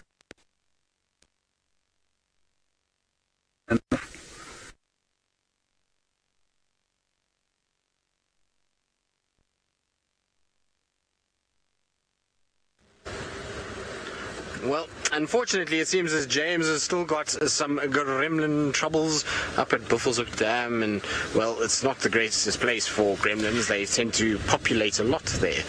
Right, so we were driving along the Mulawati, and then we just heard some francolins make a bit of a noise and sort of fly up and make a sound of an alarm call or being disturbed. Whether or not it's anything to worry about, I'm not quite sure. So I just wanted to come up into this section. There's a little mud wallow behind me that's got water, which he could have come to. It's what I was saying earlier. We checked here. So what have you got there, Vildy? Oh, there's the shrike, a little southern white-crowned shrike that's sitting up there. I don't think that's caused the francolins to go crazy, but at least it is something. There it is. Well done, Vildy. So the southern white-crowned shrikes, they're quite popular, I mean, well, quite common, should I say, not popular. I suppose they could be popular. Maybe this is one of the most popular birds. Who knows? But they are common in terms of their sort of appearance in this particular area. We do see quite a lot of them, particularly around the more open sections. I find you see them a lot on the edges of quarantine and those areas. Philemon's cut line, see quite a few that side as well. So nice bird to see. I haven't seen one, well, got one on camera for quite a while, so it's always nice to see them. Right, VM, can you still hear those francolins? I don't hear them. Francolins seem to have gone quiet, which probably indicates that there is no sign of a leopard here, given that it is quite dense and quite thick, and if there was a leopard, I would expect them to have alarm called for slightly longer than what they did. I mean, they made an alarm call sound, but I would have expected it to go a little longer than it did. But it's always a good place to check. We'll check this pathway carefully, because maybe he has walked here, but there's a nyala over there, so maybe it's the nyala that disturbed these francolins. Sometimes happens when nyala are around. There we go, let's get it in the gap. So a beautiful female nyala. Look at those markings, aren't they amazing? I think so. Very, very pretty animal, that's for sure. Now, she's not on her own. There are more around. They're just deeper in the thicket and haven't quite come out. We saw them from the Mulawati drainage just now, so you can see she's quite alert as well. Maybe she also heard the francolins and just thinking that there could be something going on around here, and that's why she's also looking with big ears and big eyes, trying to sort of scan around and see what we're looking at. Maybe she thinks we're following young Hosanna ourselves, but we were trying to use her and she's trying to use us, and so it's all just a very roundabout circle. But let's check here. No tracks that I can see. Just careful. James, you're wondering if there's been any updates on any of the other leopards today. James, not that I know of, to be honest. I haven't heard anything for Mvula, Tingana, Inkanyeni, who else? Quarantine, I haven't heard anything for. Shadow and Cub, Tumba, so I'm not sure. I'll try and get hold of the eastern stations now. I'm going to head down, I think, towards sort of Twin Dams, in case Hosanna's had a late afternoon stroll down to one of his favourite spots. So I'll try and get hold of the guys in the east there. I haven't been able to raise them from where I've been this afternoon because they're a little too far out. So I haven't heard anything, but that's not to say that there isn't something happening. Maybe there's a leopard on Chitwa, who knows? We're going to try and sort of give them a call and have a look. But we wanted to give it a thoroughly good look around for Hosana. He can't have gone far, so he's here somewhere. And like I say, it's always nice to catch up with him. So we thought we would give it a really good sort of hard look and try our very best to find him. But so far we've come up with nothing. So we'll try and get an update for you. I know there's tracks for a female leopard around Treehouse Dam. Not very fresh, apparently from early last night or even yesterday afternoon, going up and down in that area. So I would imagine that must be Shadow, although Tandi does go all over the place, so she could have also been there. We know we've seen Tandi at Treehouse Dam, so could be her, but I would surmise Shadow. So that could be also that she's gone south. It's difficult to say, but no real updates that I've heard of any of them at the moment. We'll try and, like I say, get something that we can utilize and hopefully find what we are looking for. It's the right time of day as well. It's a beautiful, beautiful, beautiful time. It's now starting to get nice and cool, and that sun is just starting to get down, and it's now starting to get really sort of perfect gold color for a leopard to make an appearance. Yes, Vildi, you agree? Vildi agrees. He says it's also leopard time, and so when VM thinks it's leopard time, well, then it must certainly be leopard time. So hopefully our young prince will not disappoint VM the wildebeest and will come out for VM. I know VM loves filming leopards, so, and well, we all know that I'm a bit besotted as well. So hopefully we can find him here somewhere, or find a leopard somewhere. We'll not just take a little trundle past Treehouse as well. Now that it gets a little cooler, you never know what's popping out on that side as well.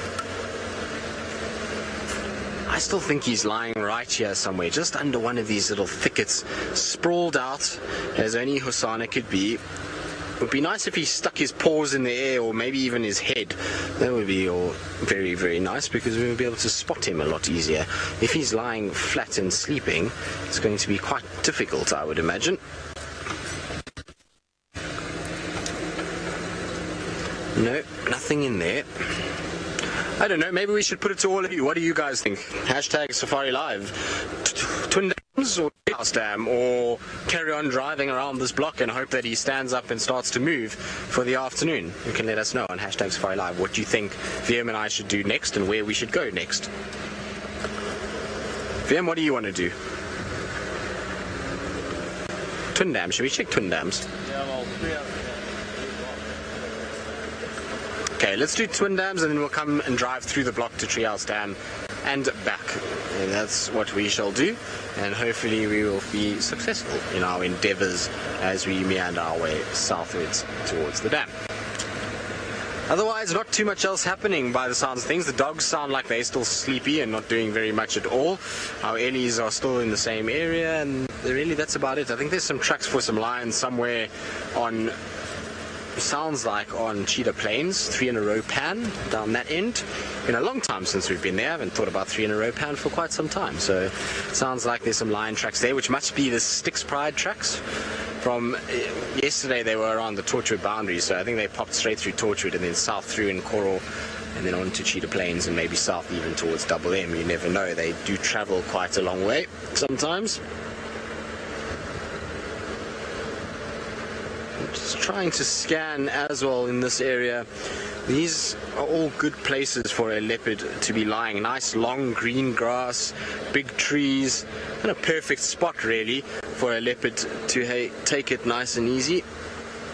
Especially that termite mound. I always eye that termite mound on my right side, and maybe, just maybe, one day I'll see a leopard on it, but yet I have not seen a leopard on that termite mound, not even remotely close to that area. I think Steph has had a Hosana on that mound though before. So there we go, somewhere in that area. It's a nice shady spot though. Right, now it sounds like James Henry has found signal, shaken off the gremlins, and is rearing to go. So let's jump across to him and see what he's been up to and what he plans on doing for the rest of the drive. Sebastian and I have decided that we are going to go and sit at the dogs and not move, because very clearly the two of us have done something to cause the universe's ire. She is spitting upon us, and so we shall take her message apologize for whatever it is that we've done to cause her displeasure, and we will go and sit with the dogs and not move. We will not turn on the rover again. In fact, I'm turning off that whole feed completely. There we are. We should be okay now. Poor old Tristan's been jabbering away, trying to hold the show in the face of the tremendous technical incompetence displayed by the two members of this vehicle. I must apologize, but it is Sunday, so perhaps you will forgive me.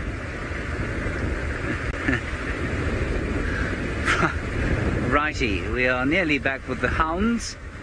Of course, with the universe spitting on me as it is today, either the dogs will be gone or there'll be 3 vehicles there, which means we won't be able to sit with them.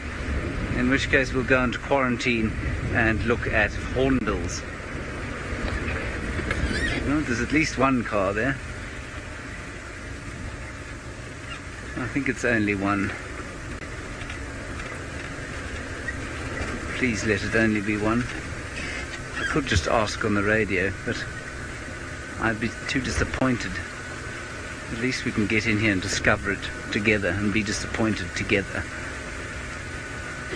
There's only one. Oh, thank you, merciful heavens.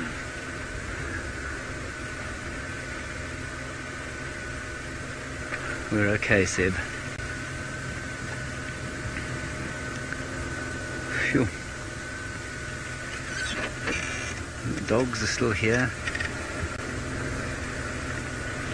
There we go.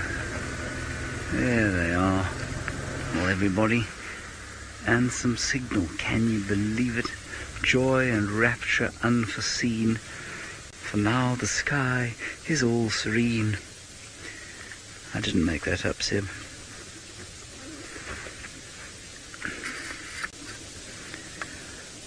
Whew. I think this dog has seen us again and said, surely you idiots with that robot can't be back here.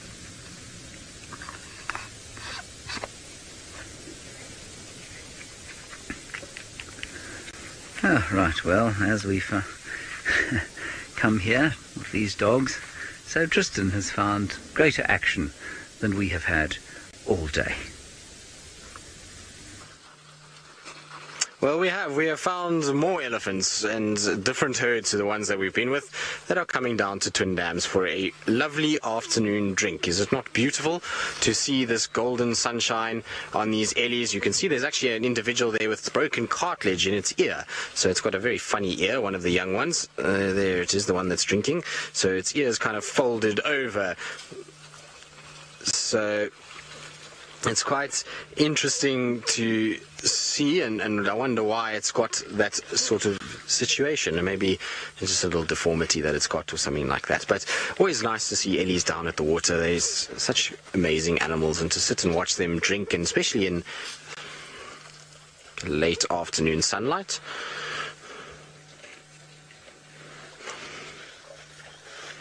Very warm welcome to all of you that have just joined us for this live action broadcast from the Greater Kruger National Park in the Sabi Sands. As you can see, we have a beautiful herd of ellies that are drinking down at the water. It's been a hot afternoon, and so it is the perfect time for ellies just to come down and have a golden bath in the late afternoon sun. It's been a incredible afternoon for elephants. They've been all over the place, and it's probably due to the fact that there is a number of it's a very high, hot, humid day, and so that means that a number of them will be going towards water to try and drink and really sustain that thirst that's built up from being out all day. Now, this is a live safari, which means it is interactive, so you can post your comments in the section below, or questions that you may have about the ellies, and we'll try and answer as many as possible as we go through them. Now, you'll find that these ellies will probably have a fairly quick drink. They're moving on a sort of riverbed area, and then there's these sort of man-made dams along the riverbed areas, and they then go and drink from there. So this wouldn't be the first pan that they've come across today. They certainly would have been at another pan during the day. When it's hot like this, you'll find ellies will drink quite regularly, and they will try and kind of, like I say, just keep up with the sort of heat and try and keep themselves as cool as possible. Now, my name is Tristan. On camera today, I do have VM as well. So there we go. go. Thumbs up from Veer.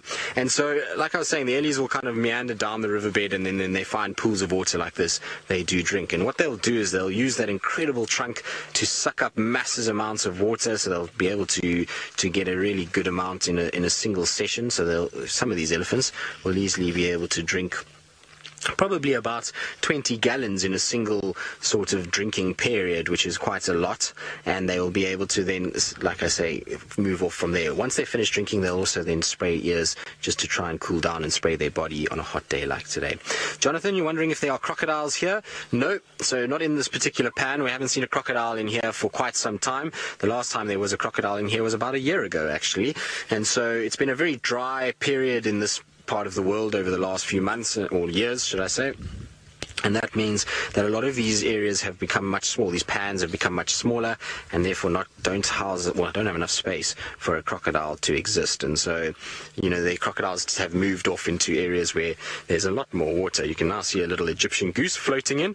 So if there were crocodiles around, Egyptian geese would be far more wary than that. They wouldn't just be kind of scooting along slowly on the surface of the water, because believe it or not, crocodiles do hunt these guys.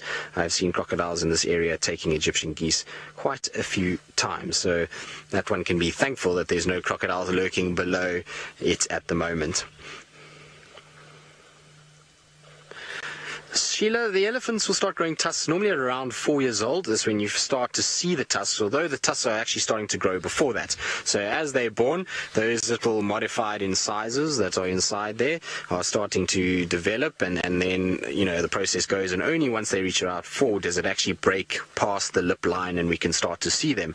Because those tusks don't actually start where their trunks end there, or where the sort of lip is. They go right up almost towards where the eye is. So they sit just below the eye. If you actually see where the way that one is now got its trunk hanging down, you can see the bulge of the tusk just sitting kind of below the eye area. So they will utilize, they will wait, and it will appear much later than when it actually does start to grow. But within their first year, it's starting to come out, and then by 4 years old, we start to see it as humans. We can see their tusks coming down and growing and becoming nice and big, like that female that's going up the bank.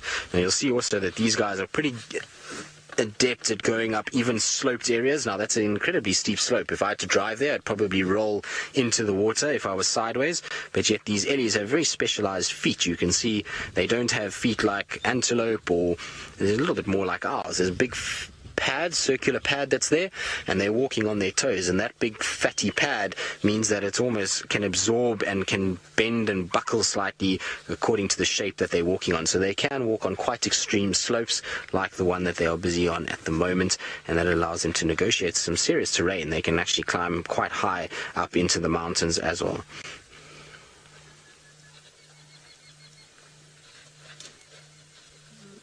Silver, you wondering how long these ellies will hang around this waterhole before moving on? Well, not too long. I mean, they'll drink, and then they'll probably have a bit of a splash and throw some water all over themselves and behind their ears, and just kind of cool down a little bit. And then from there, they're going to probably go up and start feeding. Elephants need to feed a lot during a day, and so you'll find that they'll then finish drinking fairly quickly and then up to go and feed. Now, the reason why they don't stick around long for drinking is twofold. One is because, well, like I said earlier, that they've probably drank a lot on their way here, so they don't need to take in huge amounts. It's not like they've had to walk far to get water. The other reason is they start wading into the water. So you can see this one here has already started to wade in and starts to put their feet in, and what that does is it starts to cloud and muddy the water, and elephants are actually very sensitive to the quality of water that they drink. They like nice clean water, and so when that happens, then they start to lose interest and move away. And you can actually see that elephant is busy breaking the surface tension, trying to get rid of all of that muddy water on top. You see how it does it? It just uses its trunk just to clean the surface a little bit, and then once that's clean and cleaner water starts to show, then it will drink. Isn't that cool? Very intelligent animals, these guys. They're amazing creatures. Blowing a bit of bubbles, and you'll find also the young ones do sometimes get a little bit playful as well. So you see, it's just throwing out the bad water. It's looking for nice, fresh, clean water that doesn't have mud. There we go. Well done, little one. You managed to find the water that you need.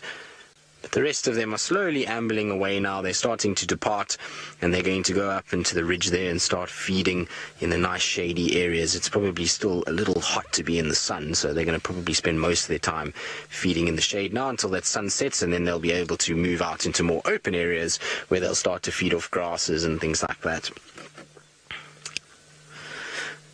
Jessica, you're wondering if the elephants will eat any plants that grow in the water. So in this particular area, we don't have too many plants that grow in the water because of the fact that there's not a lot of flowing water. The water gets a little stagnant, and also because of things like ellies and hippos. They'll both kind of feed around the edges, and it means that growth is it's not very possible.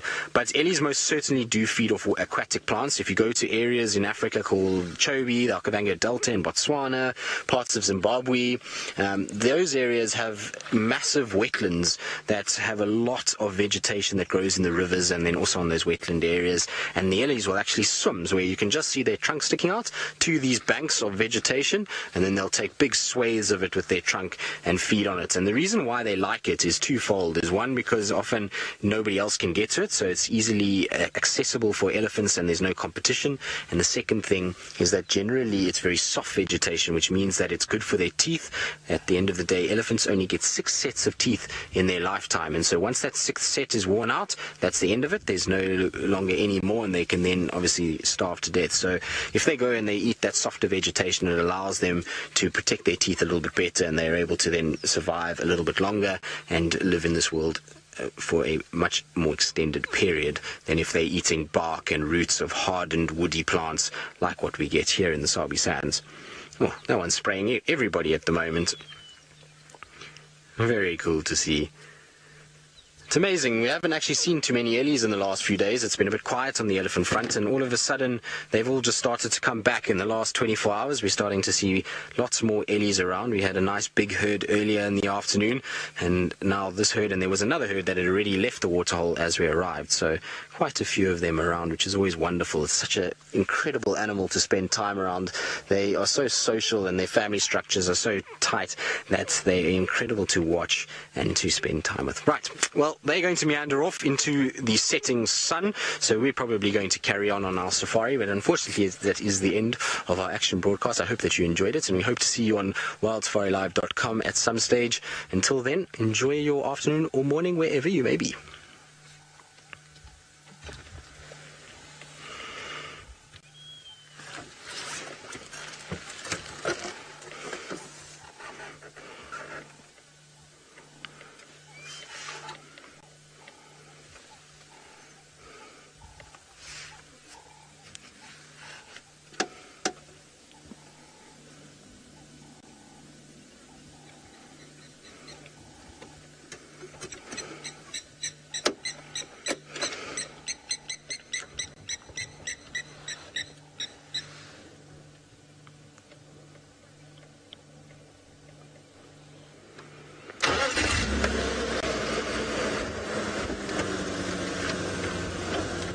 Right, so that ends our action broadcast of, well, ellies drinking. So they were nice and sedate this afternoon and were very, very pretty in that late afternoon light. So they've now moved off. I'm going to try and kind of carry on because I was more looking for Hosanna down here, but at the end of the day we had a nice view of those ellies coming down, so it was worth just sitting and enjoying. Now while we try and bump and weave our way, hopefully me not fall out into the water, let's go back across to James, who I'm not sure if he's back at the Wild Dogs, but I'm sure he's heading in that direction, and hopefully they'll be up and moving shortly.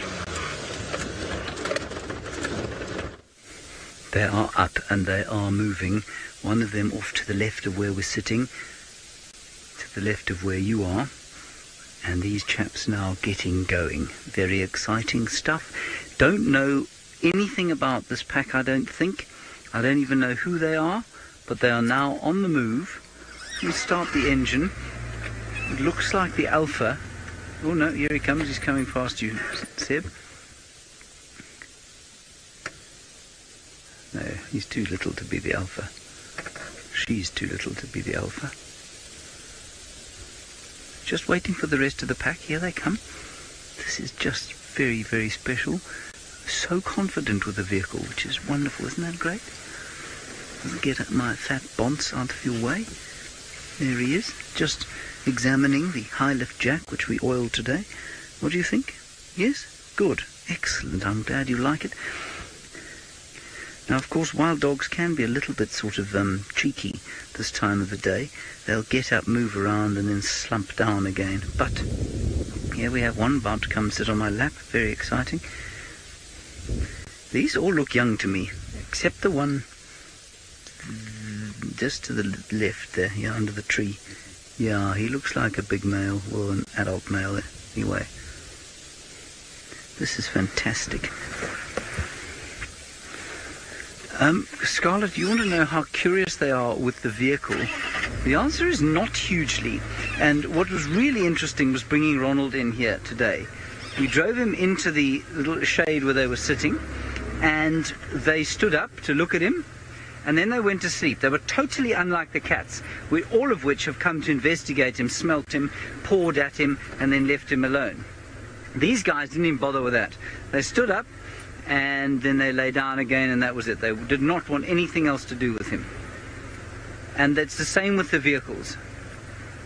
And it's the same with us on foot even. Now, there was an impala very close to the Vuyatela Dam. I don't know which waterhole old Tristan was at. So we'll just see if these chaps start moving towards there.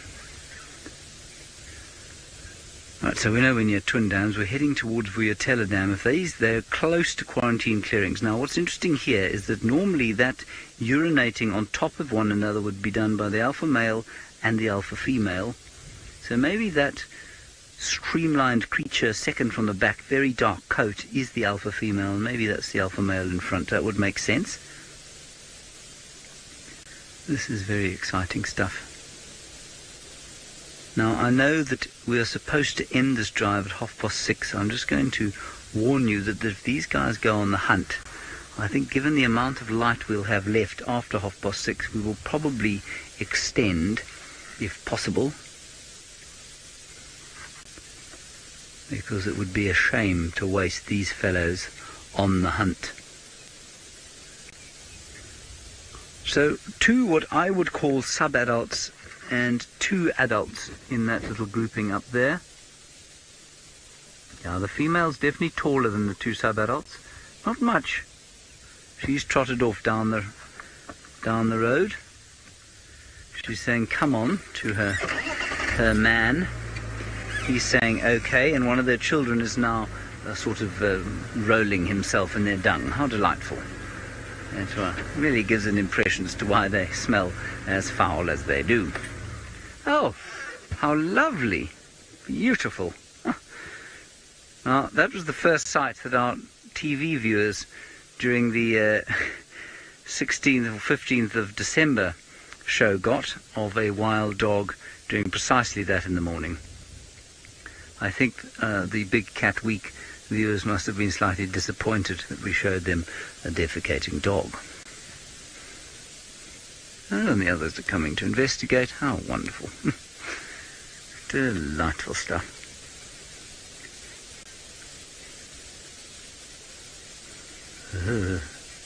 No.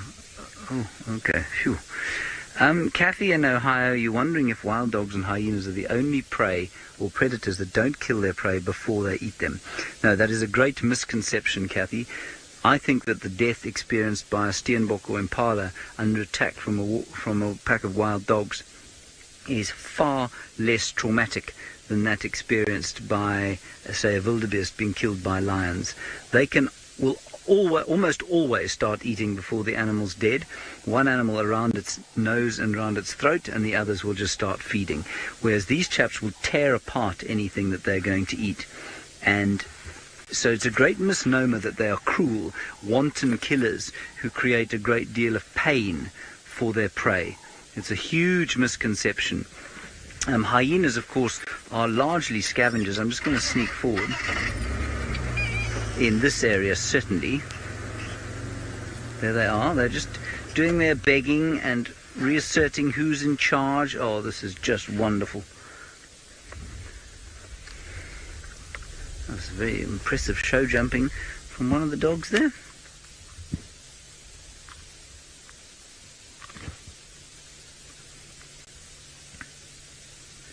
Now don't go that way, come back this way. Go to quarantine, that's where you want to be.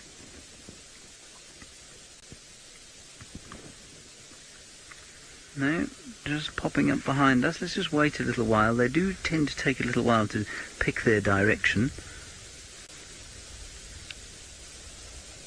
Ooh, an elephant's calling, not too far away.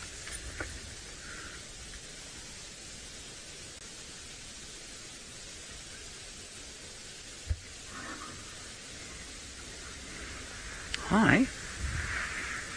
Hi. What's your name? George? Straight past my new boot. Another one. Hello. How's your Sunday been? Lazy? Good? Excellent? Marvellous? Here comes another one. Do you think I've managed to get one photograph of him? No, don't be silly.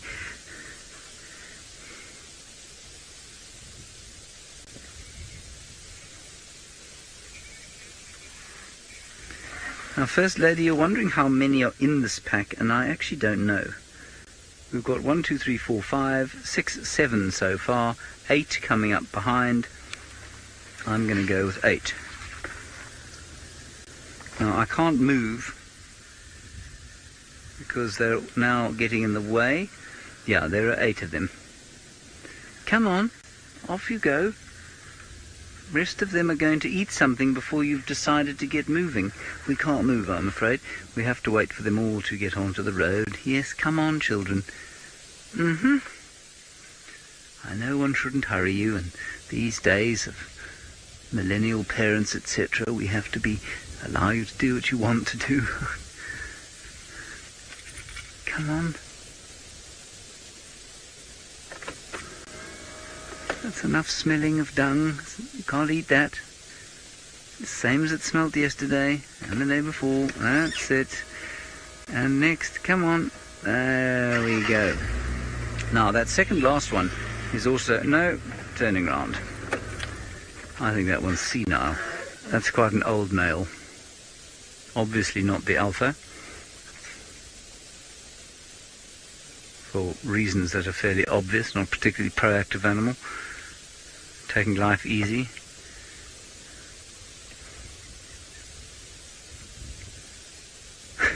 Showing... No, get on with it. They're all wagging their tails. That's it. No, don't stop. Okay. Okay. That's it. Come on. On we go. What you don't want to do is drive over one of those landmines. The workshop will smell horrendous for weeks.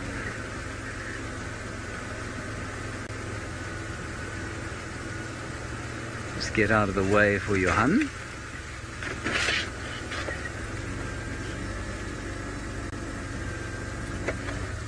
You have to stop here.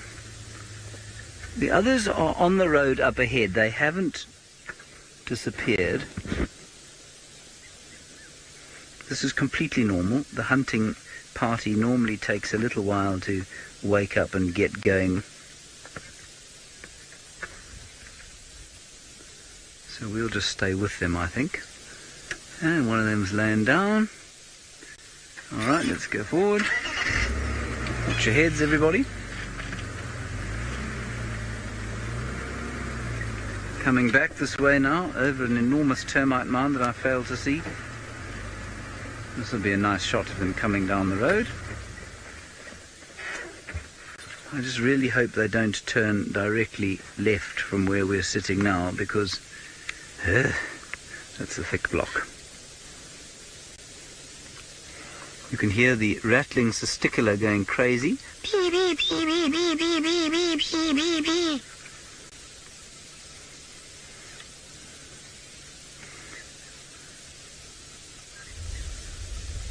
Yeah, the reason you can't hear it, I'm afraid, is off to the side, and the microphone is pointing at the dogs.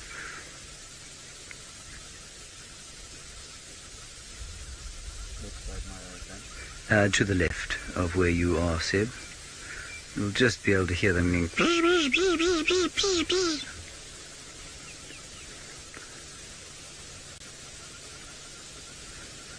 And also the very odd high-pitched metallic squeak. The pre-hunting squeak.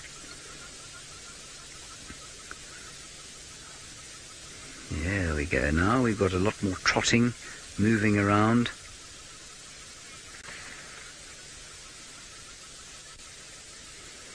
Scarlett, I think your question was how far away can a wild dog detect meat? Is that correct? Here's our lazy lump next to us here. I think that's the Omega fellow we saw earlier. Very relaxed. Scarlett, I don't know how far away. Remember, they don't scavenge at all. They're one of the very few predators here that will not scavenge. They'll only eat fresh meat, often only that they've caught themselves. No, that's not true. They'll happily steal meat from something like a leopard if it's just died, or from hyenas. So, I couldn't tell you, but their noses are extremely sensitive. They find each other using their noses. They do smell very powerful. So I imagine not nearly as far as a hyena, but probably about the same as a lion or a leopard. So, I don't know, let's say the wind was blowing correctly, about 5 kilometers or so. Now that's a proper movement down the road. Come on, fellows. Look, here's our Omega, lurking at the back again. That's him there, Seb, with his face just turning now. Yeah. No, still not in picture yet. He's that lazy lump behind there. All right, I'm just going to let Johan go past because he's been waiting very patiently for us. Johan, do you want to go in front? Oh, thank you very much. He's the nicest man. That? Anyone see that? The universe truly is trying to get rid of us today. I saw my life flash before my eyes there. Did anyone else see that? No comment from the final control. They obviously missed it entirely. Oh, she's talking. Hang on, I've lost her.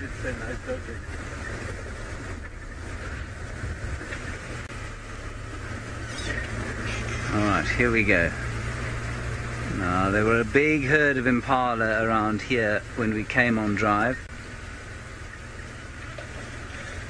Oh, another one having a poop. Alright, I think yes, let's go live for an action broadcast. Let's see what happens, shall we?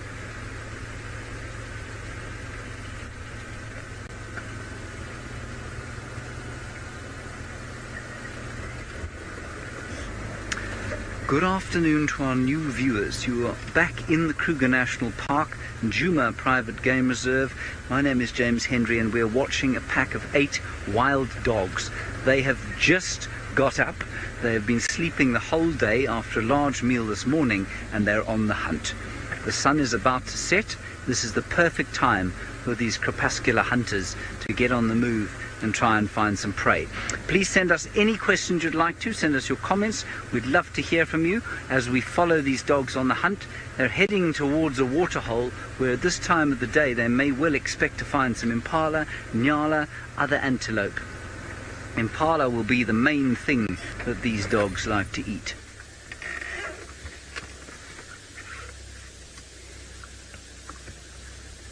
Magnificent stuff. This is very exciting indeed. We don't have a huge amount of light left, and that's okay because normally they'll kill before the dark. A cuckoo calling off to the left, boop, boop, almost in anticipation. The whole sort of changing of the guard taking place now. The daytime birds going quiet, the nighttime birds starting up. And it's during this changing of the guard that we would expect these dogs to go on the hunt. And suddenly what will happen is that they will explode in every direction if they manage to see something to eat.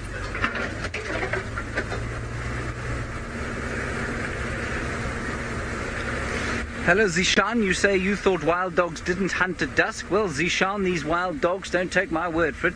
Let's watch them. They are on the hunt. They ain't going for an afternoon jog for the sake of it, I promise you that much. Dusk and dawn, Zishan. just at first light they'll start moving, and then as the light starts to fade. And the average is about 3.5 hours a day that they spend hunting. Now, Avery, you want to know about their relationship with big cats, and do they scare off big cats? They won't scare off lions. Lions kill a lot of wild dogs, especially in the Kruger National Park area. But they will often have conflict with leopards, and they will often send leopards up trees. So if these chaps were to come across a big male leopard right now, the leopard would not try and stand his ground. He'd leap up a tree and sit in the boughs, growling down at them and looking with a great deal of distaste upon his canid compatriots. Now the water hole is just up here. Also up ahead is a lodge called Djuma, which is a wonderful place to come and enjoy the African wilderness if you are on holiday out here. And the smell of them is just so doggy. You can't mistake the smell at all. Once you've smelt it once, you'll never wonder what it is again. Sorry about the bumps, everybody. They're going down in towards a drainage system here, a dry riverbed. And we're just going to get across, I hope, onto the wall of the waterhole.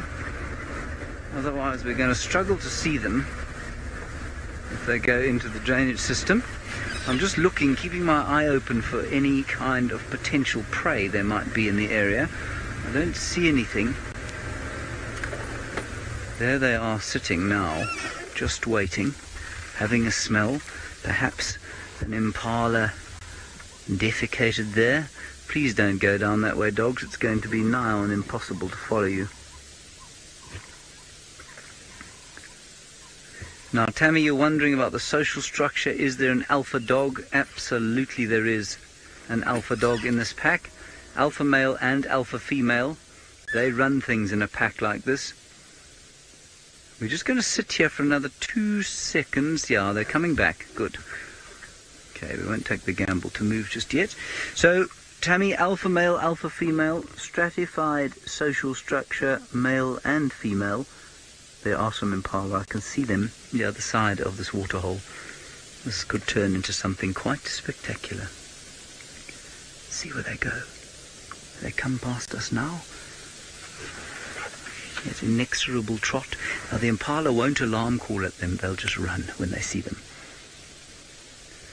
Sheila, when they're moving like this, it's quite easy to recognize the alpha dog because the alpha will lead the hunt.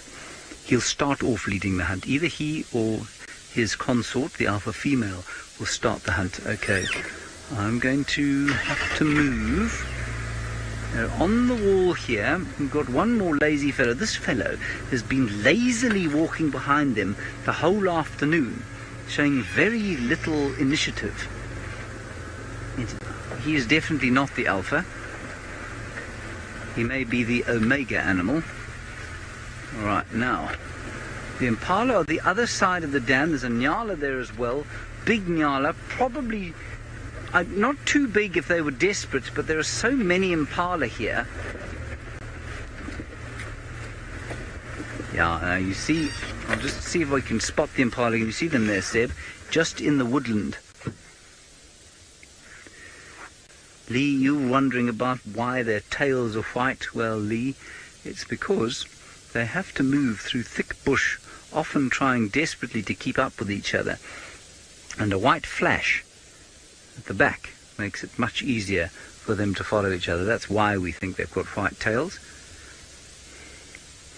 Now he's very excited at the thought of one of those impala. Let's see what the rest do. Now once they decide to start chasing a herd of something, it's all bets off as to who's the alpha. They just go for it.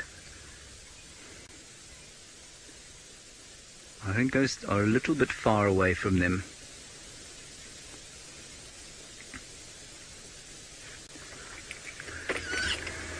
Now, Jeff, you've asked a question that's a little bit like the proverbial how long is a piece of string? Let me go around that other way. I'm not sure where they're going to go from here. Let's take a gamble, go down this way. Jeff, you say how far do they move in a day? Well, It depends. It depends on where their prey is. Do they have prey easily available in the area, or do they have to move big distances? Do they have a den site? If they have a den site with pups, then they won't move very far at all. They can sometimes move fewer than, say, 3 or 4 miles in a day. If there isn't in a den, they aren't in a den site and prey is sparse, let's say we're in the middle of summer and everything's dispersed, well, then they may move as far as, say, 15 or 16 miles. Here are some recalcitrant, lazy ones at the back, including my omega friend there. Sharon, you're wondering what the omega animal means. Well, alpha being the beginning of the Greek alphabet, and I think omega was the end. And the omega just means the least dominant member of the pack. We're going to move from here, Seb, because we're not going to lurk with the, one hesitates to use the term losers, but the less than enthusiastic members of the pride, the passengers, if you like. Not the pride, the pack. Right, the impala have gone running away the other side there, taking off. The dogs have decided that they are a little bit far away. We will see a little bit of infrastructure here as we go past the lodge. Imagine you were staying in this lodge and wild dogs came running past, where you were having your cocktails on the deck watching the African sunset. What a pleasure. Alrighty.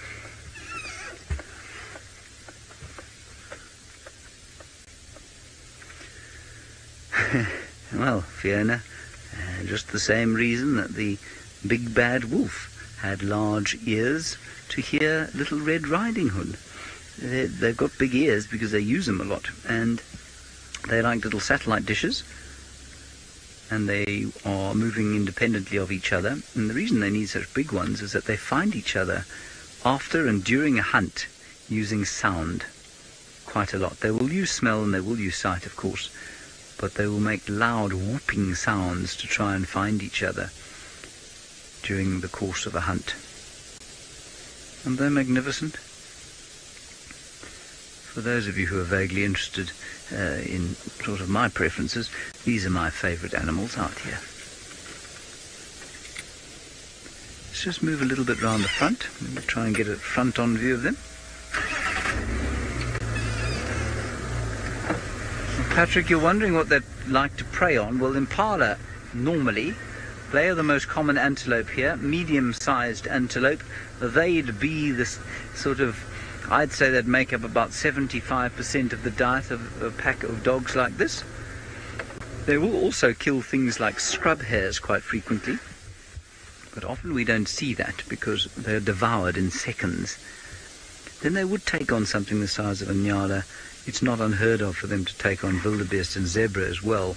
But there are so many impala in this area that I think it's highly unlikely they'd take on either of those much larger grazing species.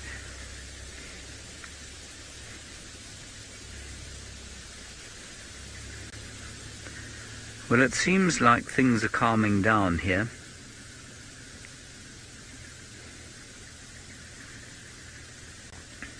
Oh, Tammy, you say, are they just called dogs, or is there a name for their breed? Okay, they obviously didn't explain this.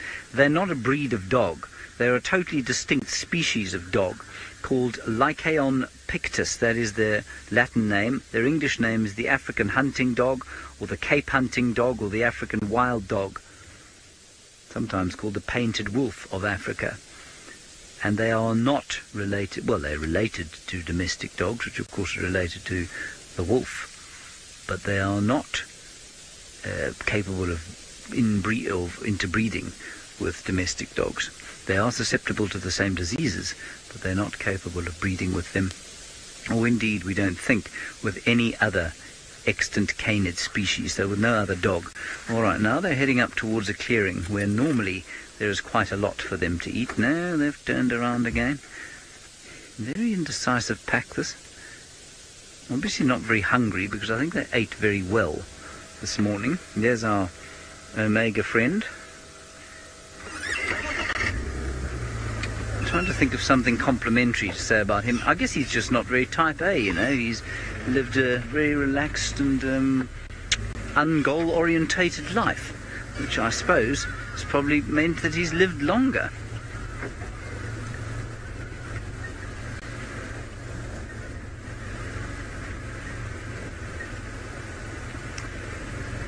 Now, Francis, you're wondering how they kill their prey and whether it's like killing with a lion, like a lion kills its prey by biting it on the nose and cutting off the windpipe. No, they basically tear their prey apart, and while it looks gruesome, it's a very quick death normally for the prey.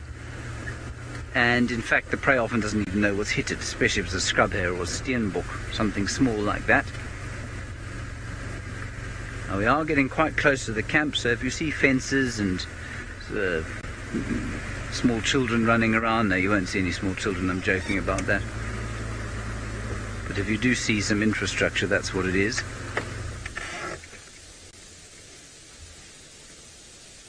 Nice to have your house here. That's our friend.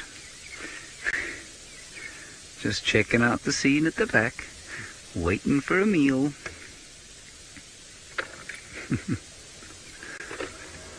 Okay, let's move it up a bit. There is another vehicle in the sighting with us. One of the landowners. You can see has arranged his children's baby seats on the back of the car very nicely.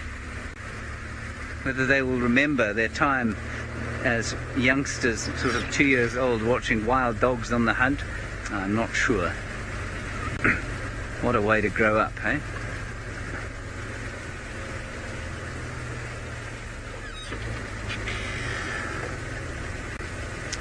Now, Miguel, you're wondering about whether female dogs are the only ones that hunt, or if it's the males as well. No, it's everybody that hunts.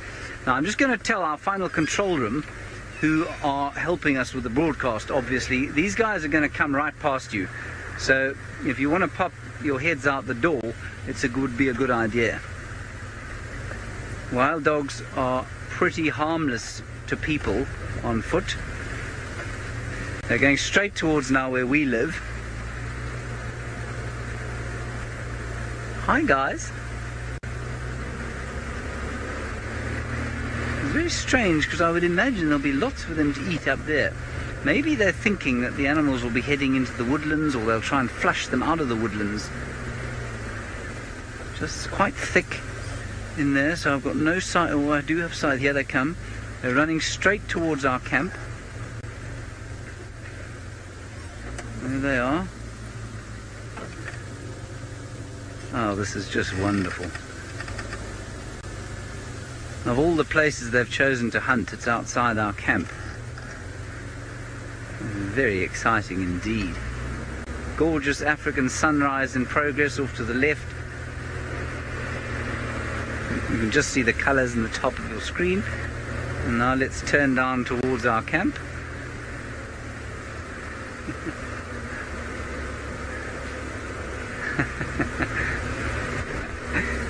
I think they're going to go into my room. There is the final control. I would get just inside the fence, please. Thank you so much. There they come.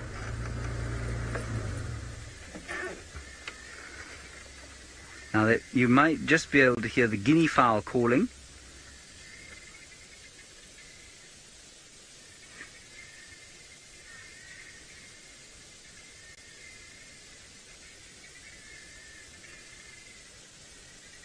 Isn't that wonderful?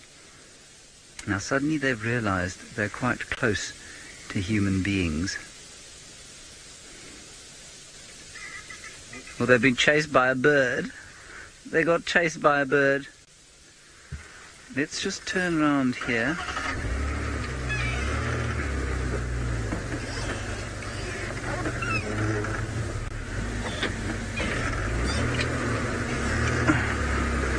Turn around. I think they got a huge fright. I think one of those guinea fowl came plummeting out of the tree.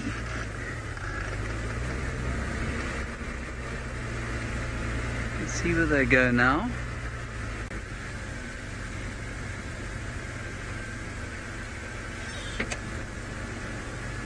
Can't see them anymore. Maybe they didn't chase something there. It could have been a little bushbuck or something lying under the trees. Grabbed it. And you say maybe they heard the dinner bell. Well, they've certainly heard their own dinner bell.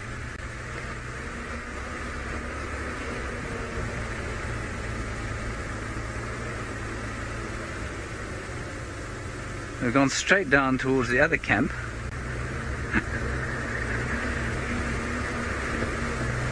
Let's go and look-see. They may go back down towards the clearings there. There they are.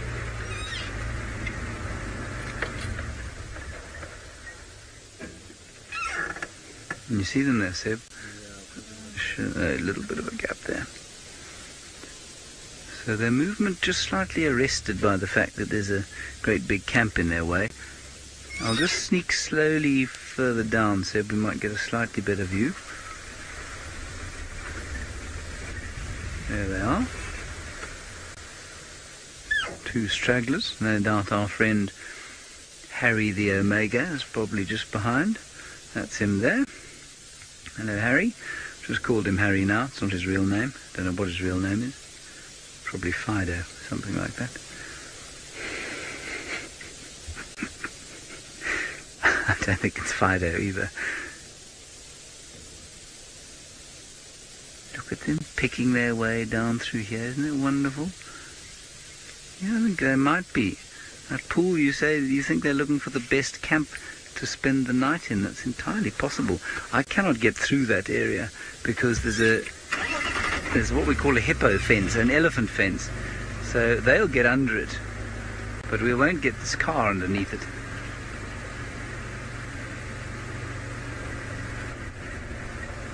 That's to stop the elephants coming and taking all the trees out of the camp, which they do from time to time. Oh, they're on the run now. They've just taken off. They're going past Herbert's house, for those of you who are able to stick your heads out the window. Sorry everybody, this is a 38-point turn. We will do our level best to get there, but I fear me that may be the last of it. Give me 1 second, I'll just get around the corner. We're going to go right into the bowels of the camp now. Now, Kisi, you're wondering if they see the vehicles as a threat. No, I don't think they do see the vehicles as a threat at all. They just see the vehicles as something loud and noisy that they don't want to get too close to. Well, I mean, they were running less than a meter from me today, 3 feet or so. Hold on, we're just going past the camp. But they definitely see the vehicle as something not harmful. They don't worry about it. This is where we keep all the Land Rovers. Now they went running down through here, probably towards the pan. I'm just going to switch off and listen.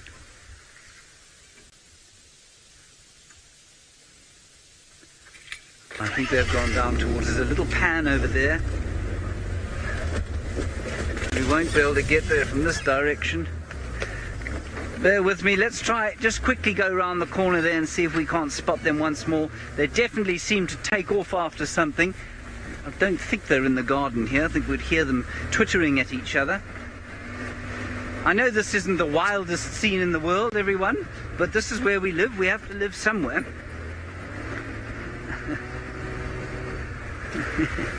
Yeah, smells of cooking and shampoo. I think they're at Gallagher Pan. I'm just telling Johan there, who's the other vehicle, driving with his kids and his wife. Hold on tight, everybody. If you are enjoying a drink, lift it above your lap and don't spill it. Hold on to your dentures if you've got them. Now, of course, they could change direction at any stage, come herring out, but let's just keep an eye out. There's a long route around to the waterhole. That's okay. Isn't this marvellous fun? Sunday evening entertainment.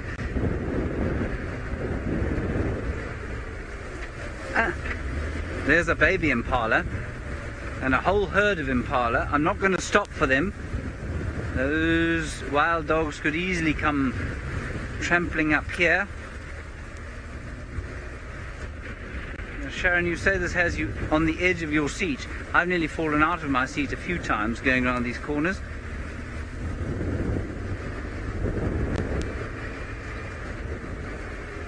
Oh, hold on everybody. We'll try and do a four-wheel drift around this corner. Woo! There we go. Hold on, Seb. If the camera suddenly starts looking at the sky, you'll know we've lost Sebastian, the cameraman.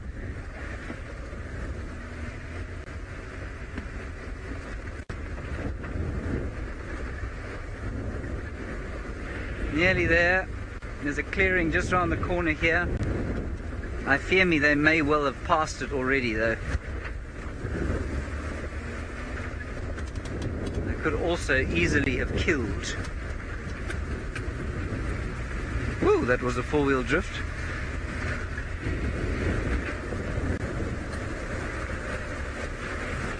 No, nothing.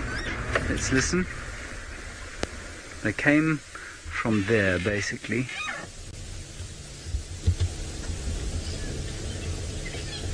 No, alas, I'm afraid the dogs have gone. Given us the slip, they have. Could easily have gone up towards those impala or down there towards the dam. I'm just listening carefully.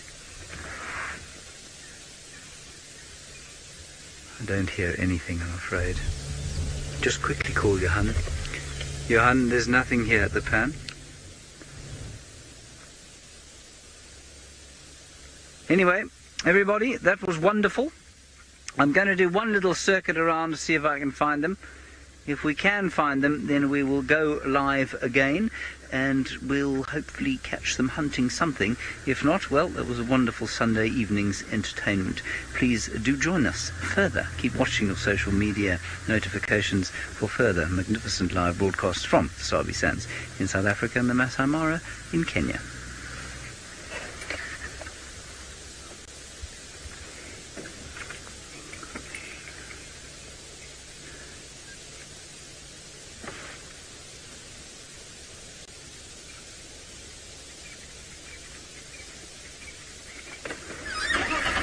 What do you reckon?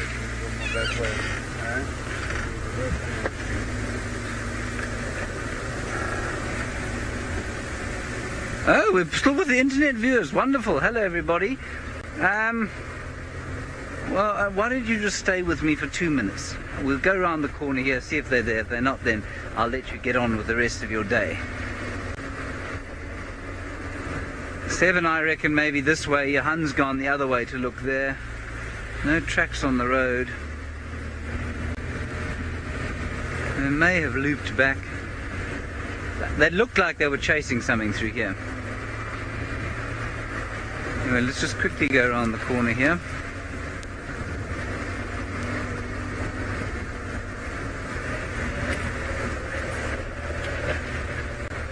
I don't see any tracks on the road. No.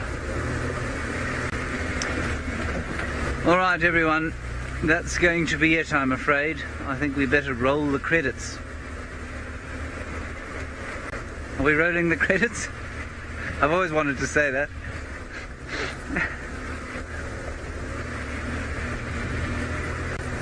Are we rolling the credits? Hello? Anybody?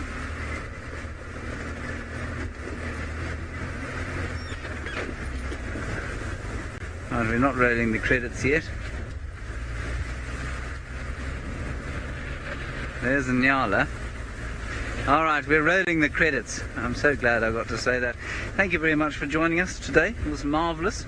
I'm sorry for our dreadful beginning, but we had a good ending, I think. Huge thank you to Tristan for holding the show, and most thank you to all of you for joining us with your questions and comments throughout the course of the show. We will see you tomorrow, of course, at 0500. So until then, stay safe and happy wherever you happen to find yourself in the world, and we will see you as the sun rises.